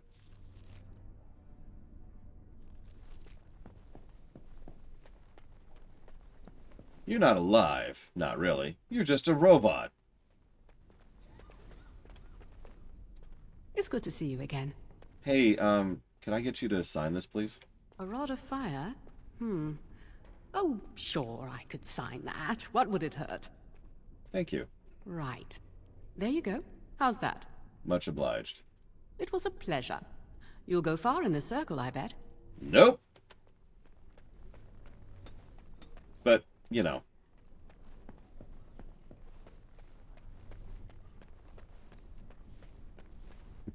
Sorry, Jesse's bad. Welcome to the Circle's stockroom of magical items. Shut up! You're not a person! Shut up! Everything looks to be in order.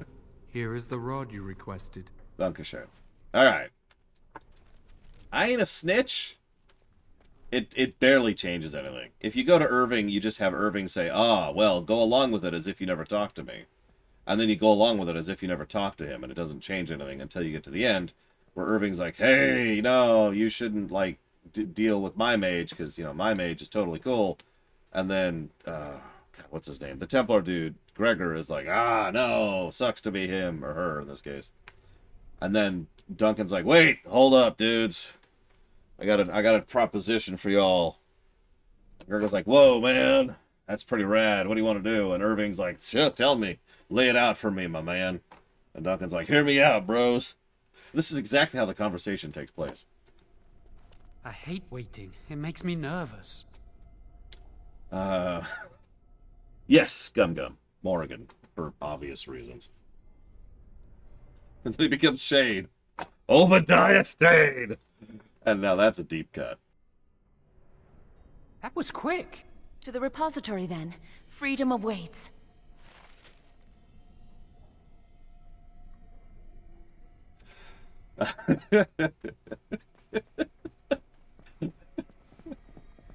I'm sorry, I'm a Dorcas.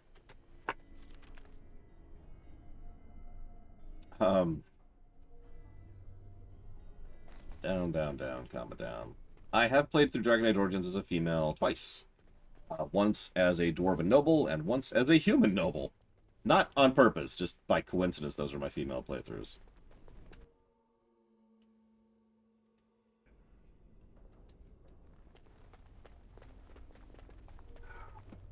But my canon character is a male mage who married Morrigan.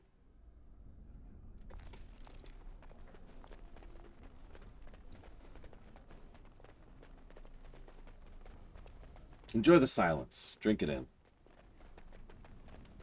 Yeah, it's good silence. Good silence.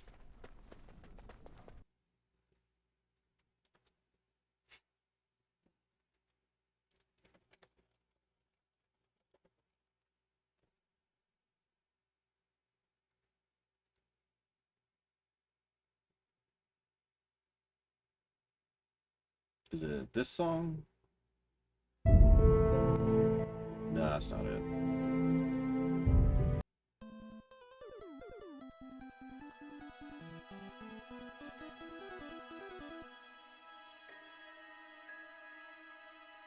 Still not it. There's this.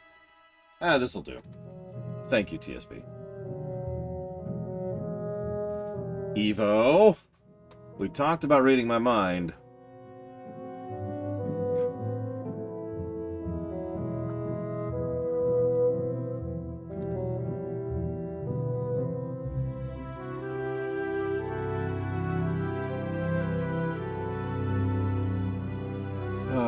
So, thank you, TSB. I do always appreciate. Give me a moment here. Evo. Whatever you say. In Other Waters, Road Warden, and Master of Orion. 2 and 4. Always appreciate you. I am very readable. It's all right there on my sleeves.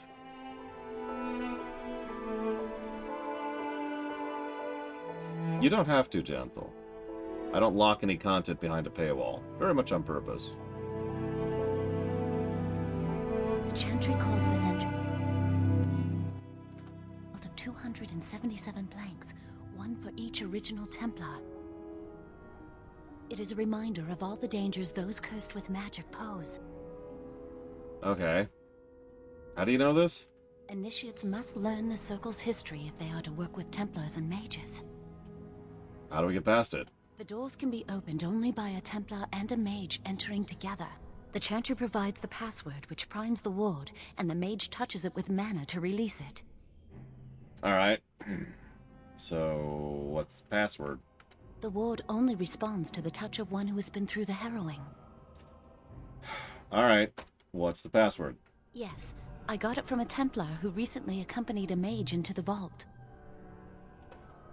What's the password? We have chatted on many occasions. I believe he trusts me. Lily, I don't care. What's the password? First, the password. Yes! Sword of the Maker, Tears of the Fade. Alright. The password only primes the door, Now it must feel the touch of mana. Yeah, I know. Get out of my way. You're physically in my way.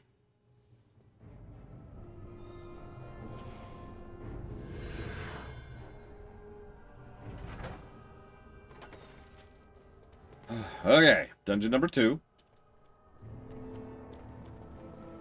Do you have the rod with you? Melt the locks off.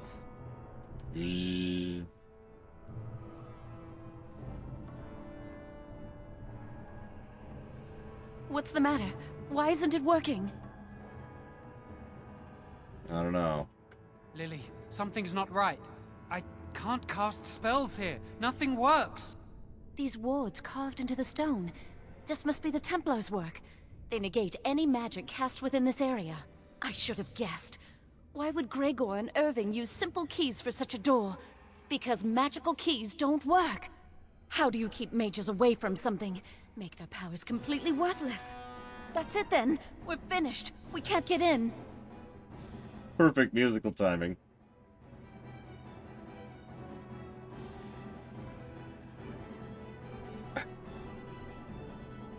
What about that door over there? I don't know. Do you think it's another way in? That door probably leads to another part of the repository.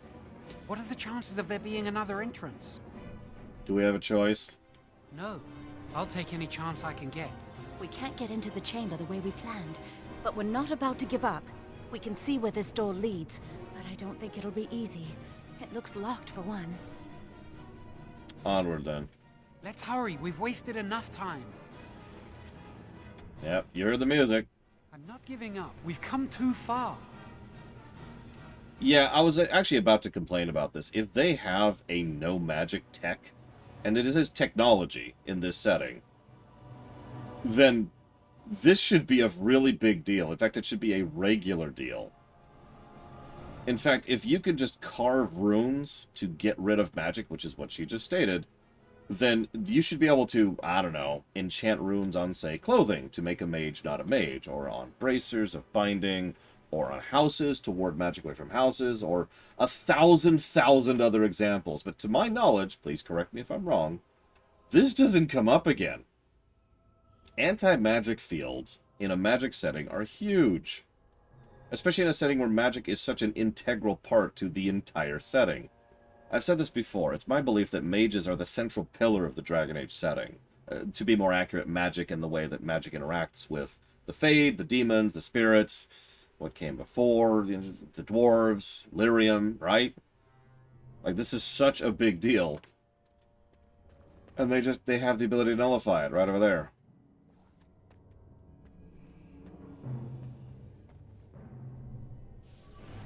Yeah, no, this is straight up underthought. Oh, This is the definition of underthought. Here's something that can and should be a talking point. You can't stop me! And isn't. Oh, we leveled. Excellent! What we got here? We need 38, I think, for the eventual... Nope, I'm wrong. 33 is our goal. Let's see.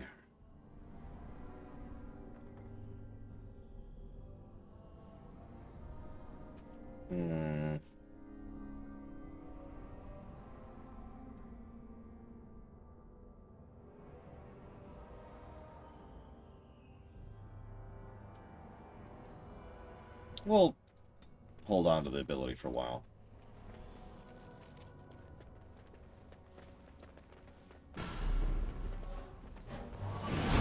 This should be easy enough. I'm not sure I'm cut out for this. Here we go! Move and parry! Strike and kill!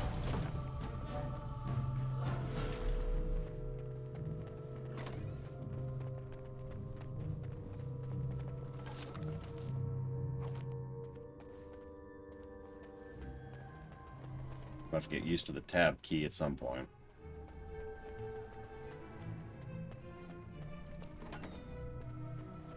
Ours is deserved damnation!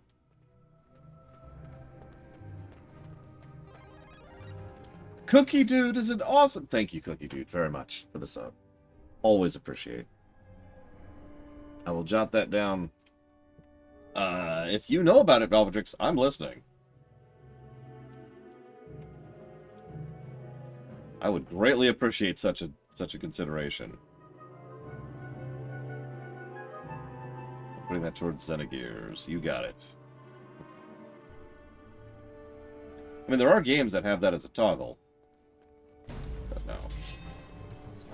Maybe later Dragon Age games? I honestly don't remember. I'm the most familiar with this game, and obviously I don't know this game at all, as we've already demonstrated several times. Out of our way!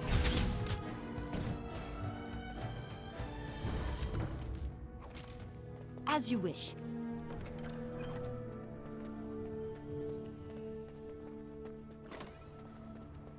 Warden senses tingling. On it. Oh!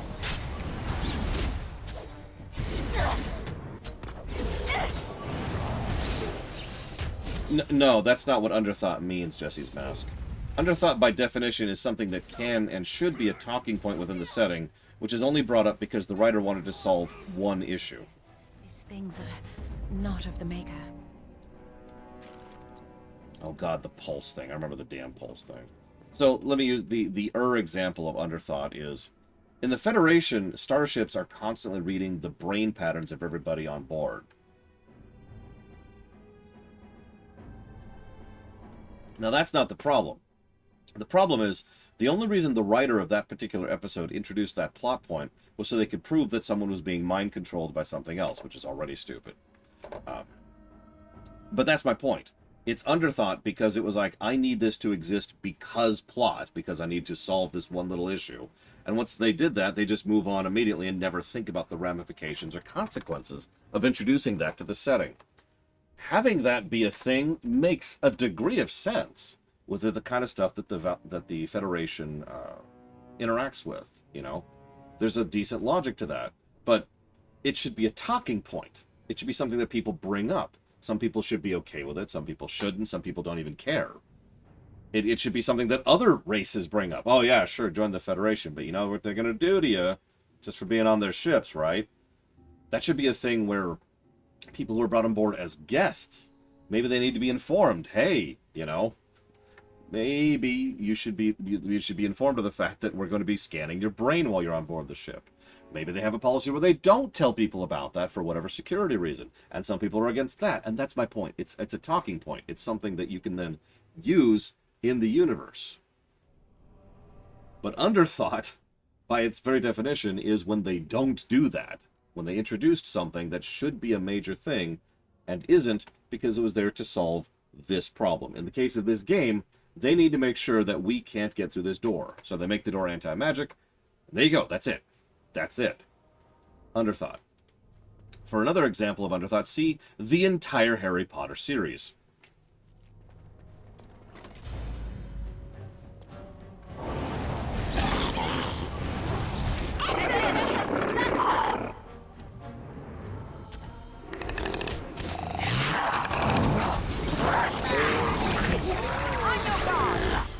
Yeah, what would an anti-magic field do when interacting with a Darkspawn, considering Darkspawn are partially inherently magical creatures? Would it have any impact on a dwarf, for that matter, given their connection or lack thereof to the Fae?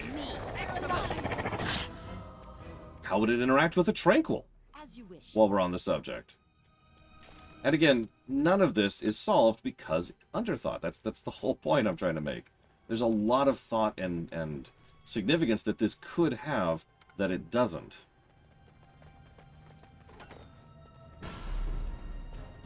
Maybe it's extremely rare. Maybe they have a specific artifact. Maybe each tower has this artifact, or maybe this tower is the only one with such an artifact. But none of these things are answered or touched upon because Underthought. That's the problem. No matter how you tilt this, it's still Underthought. Let's get started. As you wish.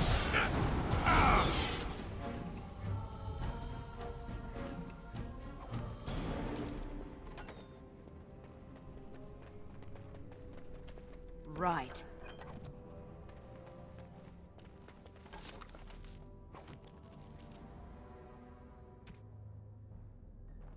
We'll go with that. It's fine. We're a level 2 mage. Actually, I think we're level 3 now.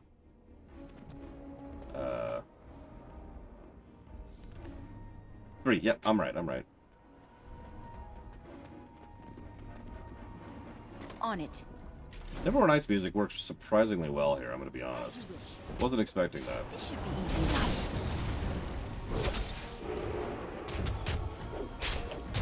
I don't like this. As you wish. Ha-ha! I'm not sure I'm cut out No for this. mercy. Keep punching. Keep punching! Pretty sure you're correct, Dakota. Although, if we really want to go into it, here we go. Now we're playing Neverwinter Nights 2. You know what I mean. Let's make this quick, shall we? I'm not sure Move I'm and cut out parry. for this. Strike and kill. On it. Fear is your weakness. You had it coming.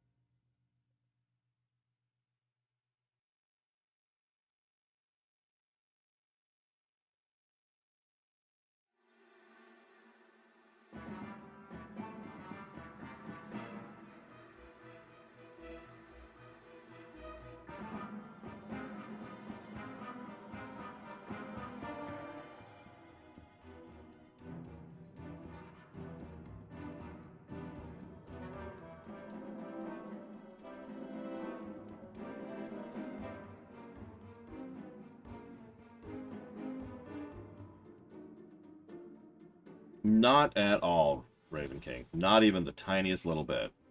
If there's one character trait Jowan has, it's that when he looks at a pile of slime that's slowly been secreting in the corner of someplace because nobody's been cleaning it too long, he's not sure which one of them is the smarter.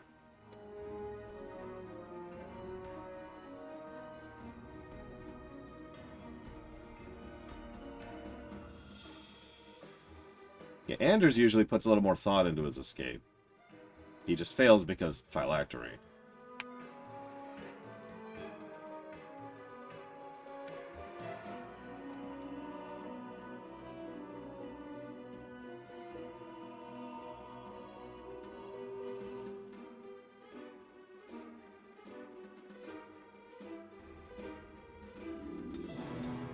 We'll need another way into the phylactery chamber. Let's explore the repository.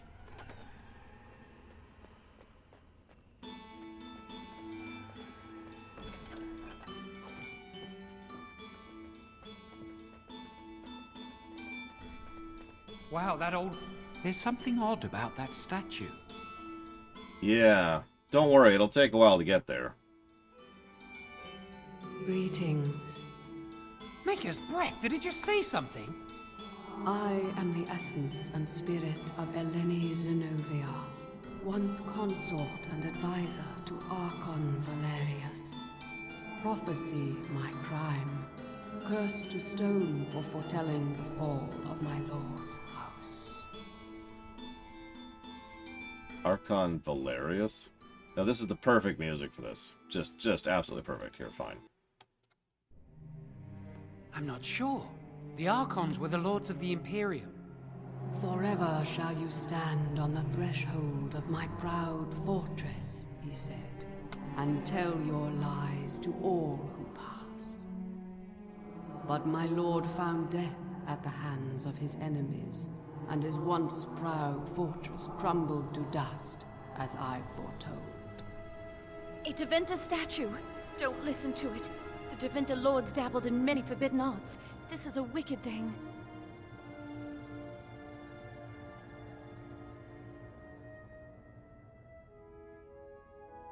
It must have been here for years. Look at the dust. I feel a little sorry for it. Her. Weep not for me, child. Stone they made me, and stone I am, eternal and unfeeling. And I shall endure till the Maker returns to light their fires again. To my knowledge, it is not a bug, Voice of Authority. It's something a lot of games do, where they have very, very inconsistent music, which either doesn't play at all, or plays only in certain specific scenes. In fact, I think... Nope, I thought I heard the song actually pick up for a second there, which it occasionally does in cutscenes. Thank you, Gray. I do always appreciate. Yeah, it's the Half-Life problem. Half-Life has a good soundtrack, it just never friggin' plays. Anyways. I think we should leave this thing alone. Come on, Jowan, let's go. Yeah, that's a weirdness, is what that is.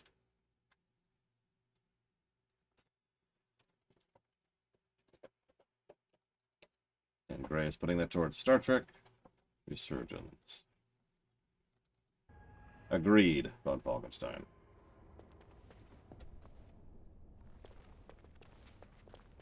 What do you think this does? Why does the Circle keep so many Tevinter artifacts in storage? It's history, Lily. And it's fascinating. Also, it's a good way to understand what your enemy is doing, you moron. No, Latario, none at all. The odds that BioWare will continue to exist even as a name, about, let's say a year from now, is almost 0%. Approaching 0. So... I can't imagine what this one does. I've seen pictures of things like this. They amplify any spell cast into them. I bet we could use this to break into the phylactery chamber. Well, let's do it. See where the mortar might be decaying behind that bookcase? Let's take a closer look. This should be easy enough. It should be pretty easy to get this out of the way. Well, then you have to help me. If we work together, we can shift it. Come on. Also, who's Mazzy, Django? Now we just need to find a way to get through this wall. Use this with the rod. I'm sure it'll work. Hurry, the clock's ticking.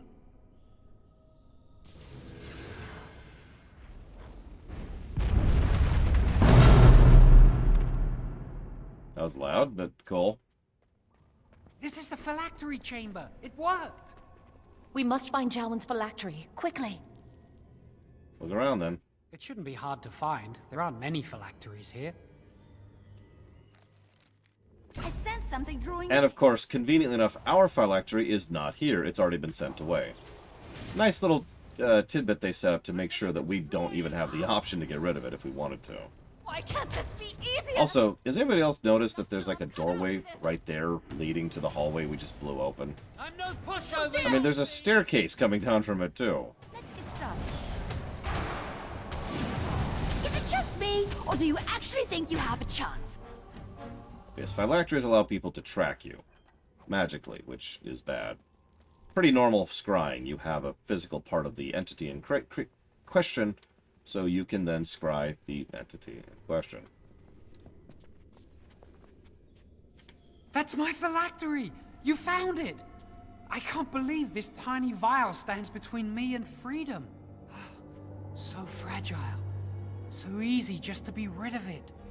To end its hold over me.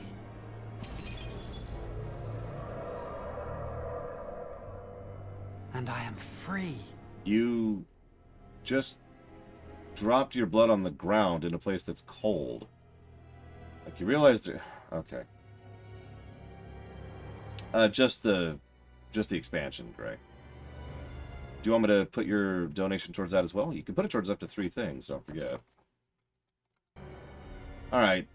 I expected a larger room and more phylacteries. Only apprentice phylacteries are stored in the Circle Tower. This tiny room could not hold the phylacteries of every mage who has passed through the tower doors. Come on, you two. We're done here and we should leave. Let's move on. I do not want to stay here a moment longer. So, normally I would say this is just a Jowan thing, but as you're about to see, Jowan is about to pour a whole lot of his blood all over the place. And nobody will even mention the idea that they could use that to, you know, track him. So... No, Yura, I refuse. I have already been...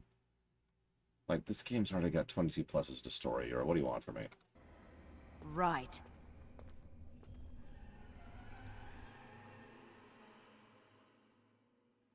We did it! I can't believe it! Thank you. We could never have... So what you said was true, Irving. I assure you, this isn't what it looks like. An initiate conspiring with a blood mage. I'm disappointed, Lily. She seems shocked, but fully in control of her own mind. Not a thrall of the blood mage, then. You were right, Irving. The initiate has betrayed us. The Chantry will not let this go unpunished. And this one. Newly a mage and already flouting the rules of the Circle. I'm disappointed in you. You could have told me what you knew of this plan, and you didn't. You don't care for the mages. You just bow to the Chantry's every whim. I mean, it's true. Enough! As Knight Commander of the Templars here assembled, I sentence this blood mage to death. And this initiate has scorned the Chantry and her vows. Take her to Aenar. Aenar is not a pleasant The place. Mage's prison. No. Please, no. Not there. No! I won't let you touch her! But...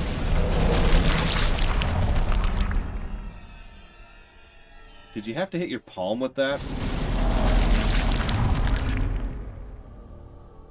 By the Maker. Blood magic. How could you? You said you never... I admit, I dabbled. I thought it would make me a better mage. Blood magic is evil, Jowan. It corrupts people. Changes them. No, it doesn't. I'm going to give it up. All magic. I just want to be with you, Lily. Please, come with me. I trusted you. I was ready to sacrifice everything for you.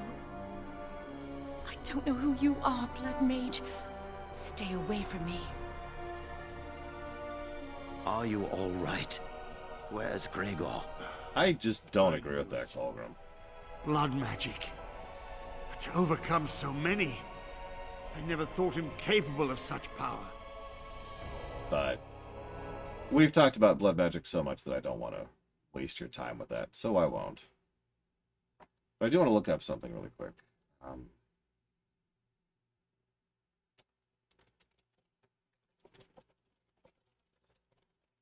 Because I feel like it's really worth sharing here.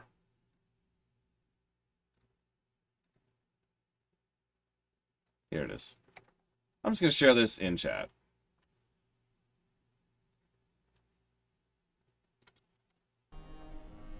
Oh yeah. Also, Meryl uses blood magic. Also, we can use blood magic while we're on the subject, regardless of whether we're evil or not. None of us expected this. Are you all right, Gregor? As good as can be expected given the circumstances. If you had let me act sooner, this would not have happened. Now we have a blood mage on the loose and no way to track him down. Yep. No way to track him down. I'm sure you'll think of something. Jowan destroyed his phylactery. Without it, he will be hard to locate. Don't you think I know that? Where is the girl? I am here, sir. You helped a blood mage. Look at all he's hurt. You realize you forced his hand, right? Knight Commander, I was wrong. I was accomplice to a blood mage. I will accept whatever punishment you see fit. Even Aenar. Get her out of my sight. And you. You know why the repository exists. Some artifacts, some magics are locked away for a reason. Did you take anything important from the repository? Yeah, the staff. Huh. Some honesty, at last. But your antics have made a mockery of this circle. What are we to do with you? I love the fact that Jowan is like, I'm gonna totally get away, and canonically does get away. It's just... You're on a tower on an island in the middle of a frickin' lake.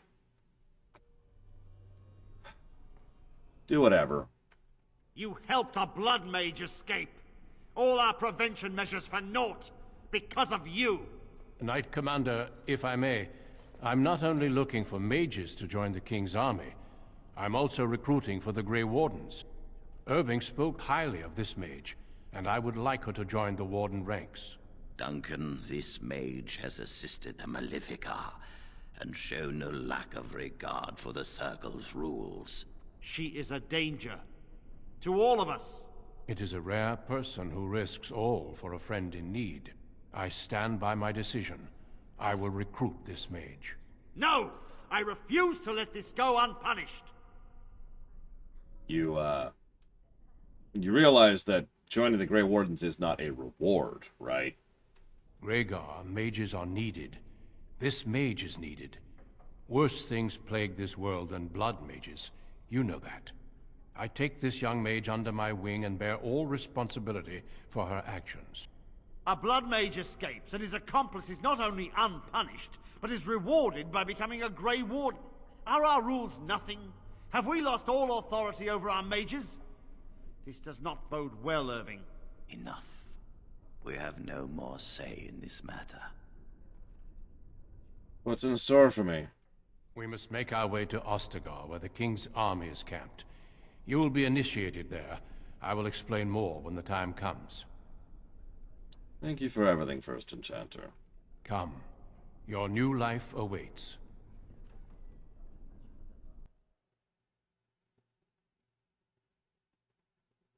We will be traveling south through the hinterlands to the ruin of Ostagar. The hinterlands? The Korcari Wilds. The Tevinter Imperium built Ostagar long ago to prevent the Wilders from invading the northern lowlands. It's fitting we make our stand here, even if we face a different foe within that forest.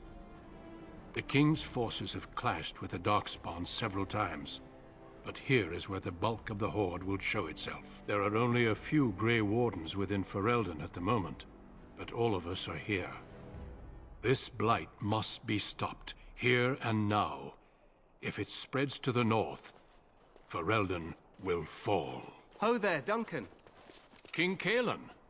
I didn't expect a royal welcome? I was beginning to worry you'd miss all the fun. Not if I could help it, Your Majesty. Then I'll have the mighty Duncan at my side in battle after all. Glorious. The other wardens told me you'd found a promising recruit. I take it this is she? Allow me to introduce you, Your Majesty. There's no need to be so formal, Duncan. We'll be shedding blood together after all. Ho there, friend. Might I know your name? We've talked a lot about Cailan. Like a lot. All I'm going to say right now is it's a damn shame he never got the opportunity to grow into being a good king. But if I would absolutely say he is not a good king right now. And probably a good example of one of the reasons why succession by blood is not the greatest idea in the universe. Loretta, Your Majesty. Pleased to meet you. The Grey Wardens are desperate to bolster their numbers, and I, for one, am glad to help them. I understand you hail from the Circle of Magi. I trust you have some spells to help us in the coming battle. Yes, of course. I am an accomplished mage who will totally have your back. Excellent. We have too few mages here. Another is always welcome. Allow me to be the first to welcome you to Ostagar. The Wardens will benefit greatly with you in their ranks. You're too kind, Your Majesty. I'm sorry to cut this short, but I should return to my tent. Loghain waits eagerly to bore me with his strategies. Your uncle sends his greetings and reminds you that Redcliffe forces could be here in less than a week. Ha! Eamon just wants in on the glory. We've won 3 battles against these monsters, and tomorrow should be no different.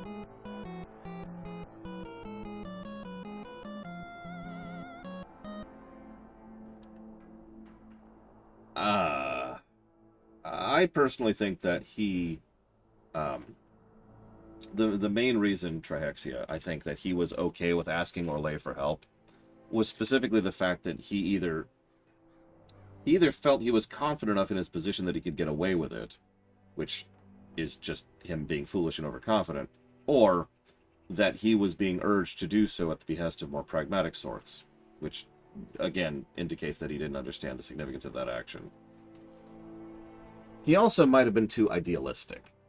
I agree that the conflict between Orlais and Ferelden needed to be put aside, but remember, there are people currently alive, who were alive during the Orlais occupation. It was not that long ago. I'm not even sure this is a true blight. There are plenty of Darkspawn on the field, but alas, we've seen no sign of an archdemon. Disappointed, Your Majesty? I'd hoped for a war like in the tales. A king riding with the fabled Grey Wardens against a tainted god. But I suppose this will have to do. I must go before Loghain sends out a search party. Farewell, Grey Wardens. I mean, if you were married to Anora, wouldn't you stray? What the king said is true. They've won several battles against the Darkspawn here. You don't sound very reassured. Despite the victories so far, the Darkspawn horde grows larger with each passing day. By now, they look to outnumber us. I know there is an archdemon behind this, but I cannot ask the king to act solely on my feeling. Which is a shame, because you should be able to do that, but let's not get into that. Yet not enough to wait for reinforcements from the Grey Wardens of Orlais. He believes our legend alone makes him invulnerable. Our numbers in Ferelden are too few. We must do what we can, and look to Teyrn Loghain to make up the difference. To that end, we should proceed with the joining ritual without delay. What do you need me to do? Feel free to explore the camp here as you wish. All I ask is that you do not leave it for the time being. There is another Grey Warden in the camp by the name of Alistair. When you're ready, seek him out and tell him it's time to summon the other recruits. Until then, I have business I must attend to. You may find me at the Grey Warden tent on the other side of this bridge, should you need to. I will admit that Anora might be my most hated character in this game. I do not mean that as an exaggeration. I struggle to think of a character I hate more than Anora. I can think of one, by the way. Maybe. Also, she has a terrible speech. Just the worst speech. Oh, God. Now, I got an unfortunately rather large donation there. Yeah, Bronca's the other one, and that's all I'll say right now. Thank you, Johnny Bigby, very, very, very much.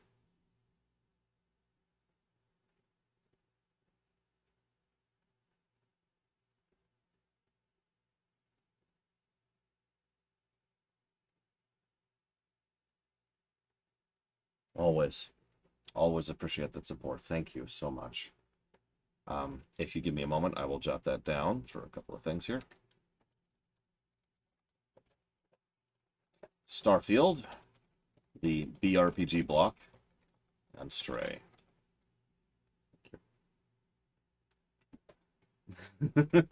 Anora. Anora. Anyways, we did it. We have successfully finished the Origins. It only took us about a day and a half to get here. Not too shabby. Let's look at our notes here really quick.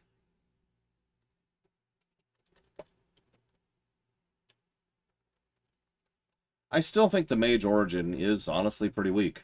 I am not going to give it any more positives than I already planned to do.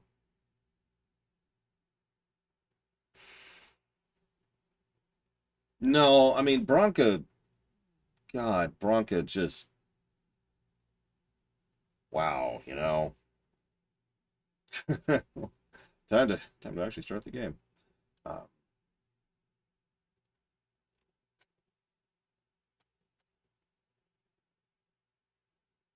You know, actually, we're going to do this.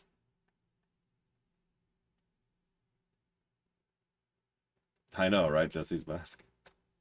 And this was with constant interruptions yesterday, too. And the fact that we're about to chop off early so I can go get some errands done.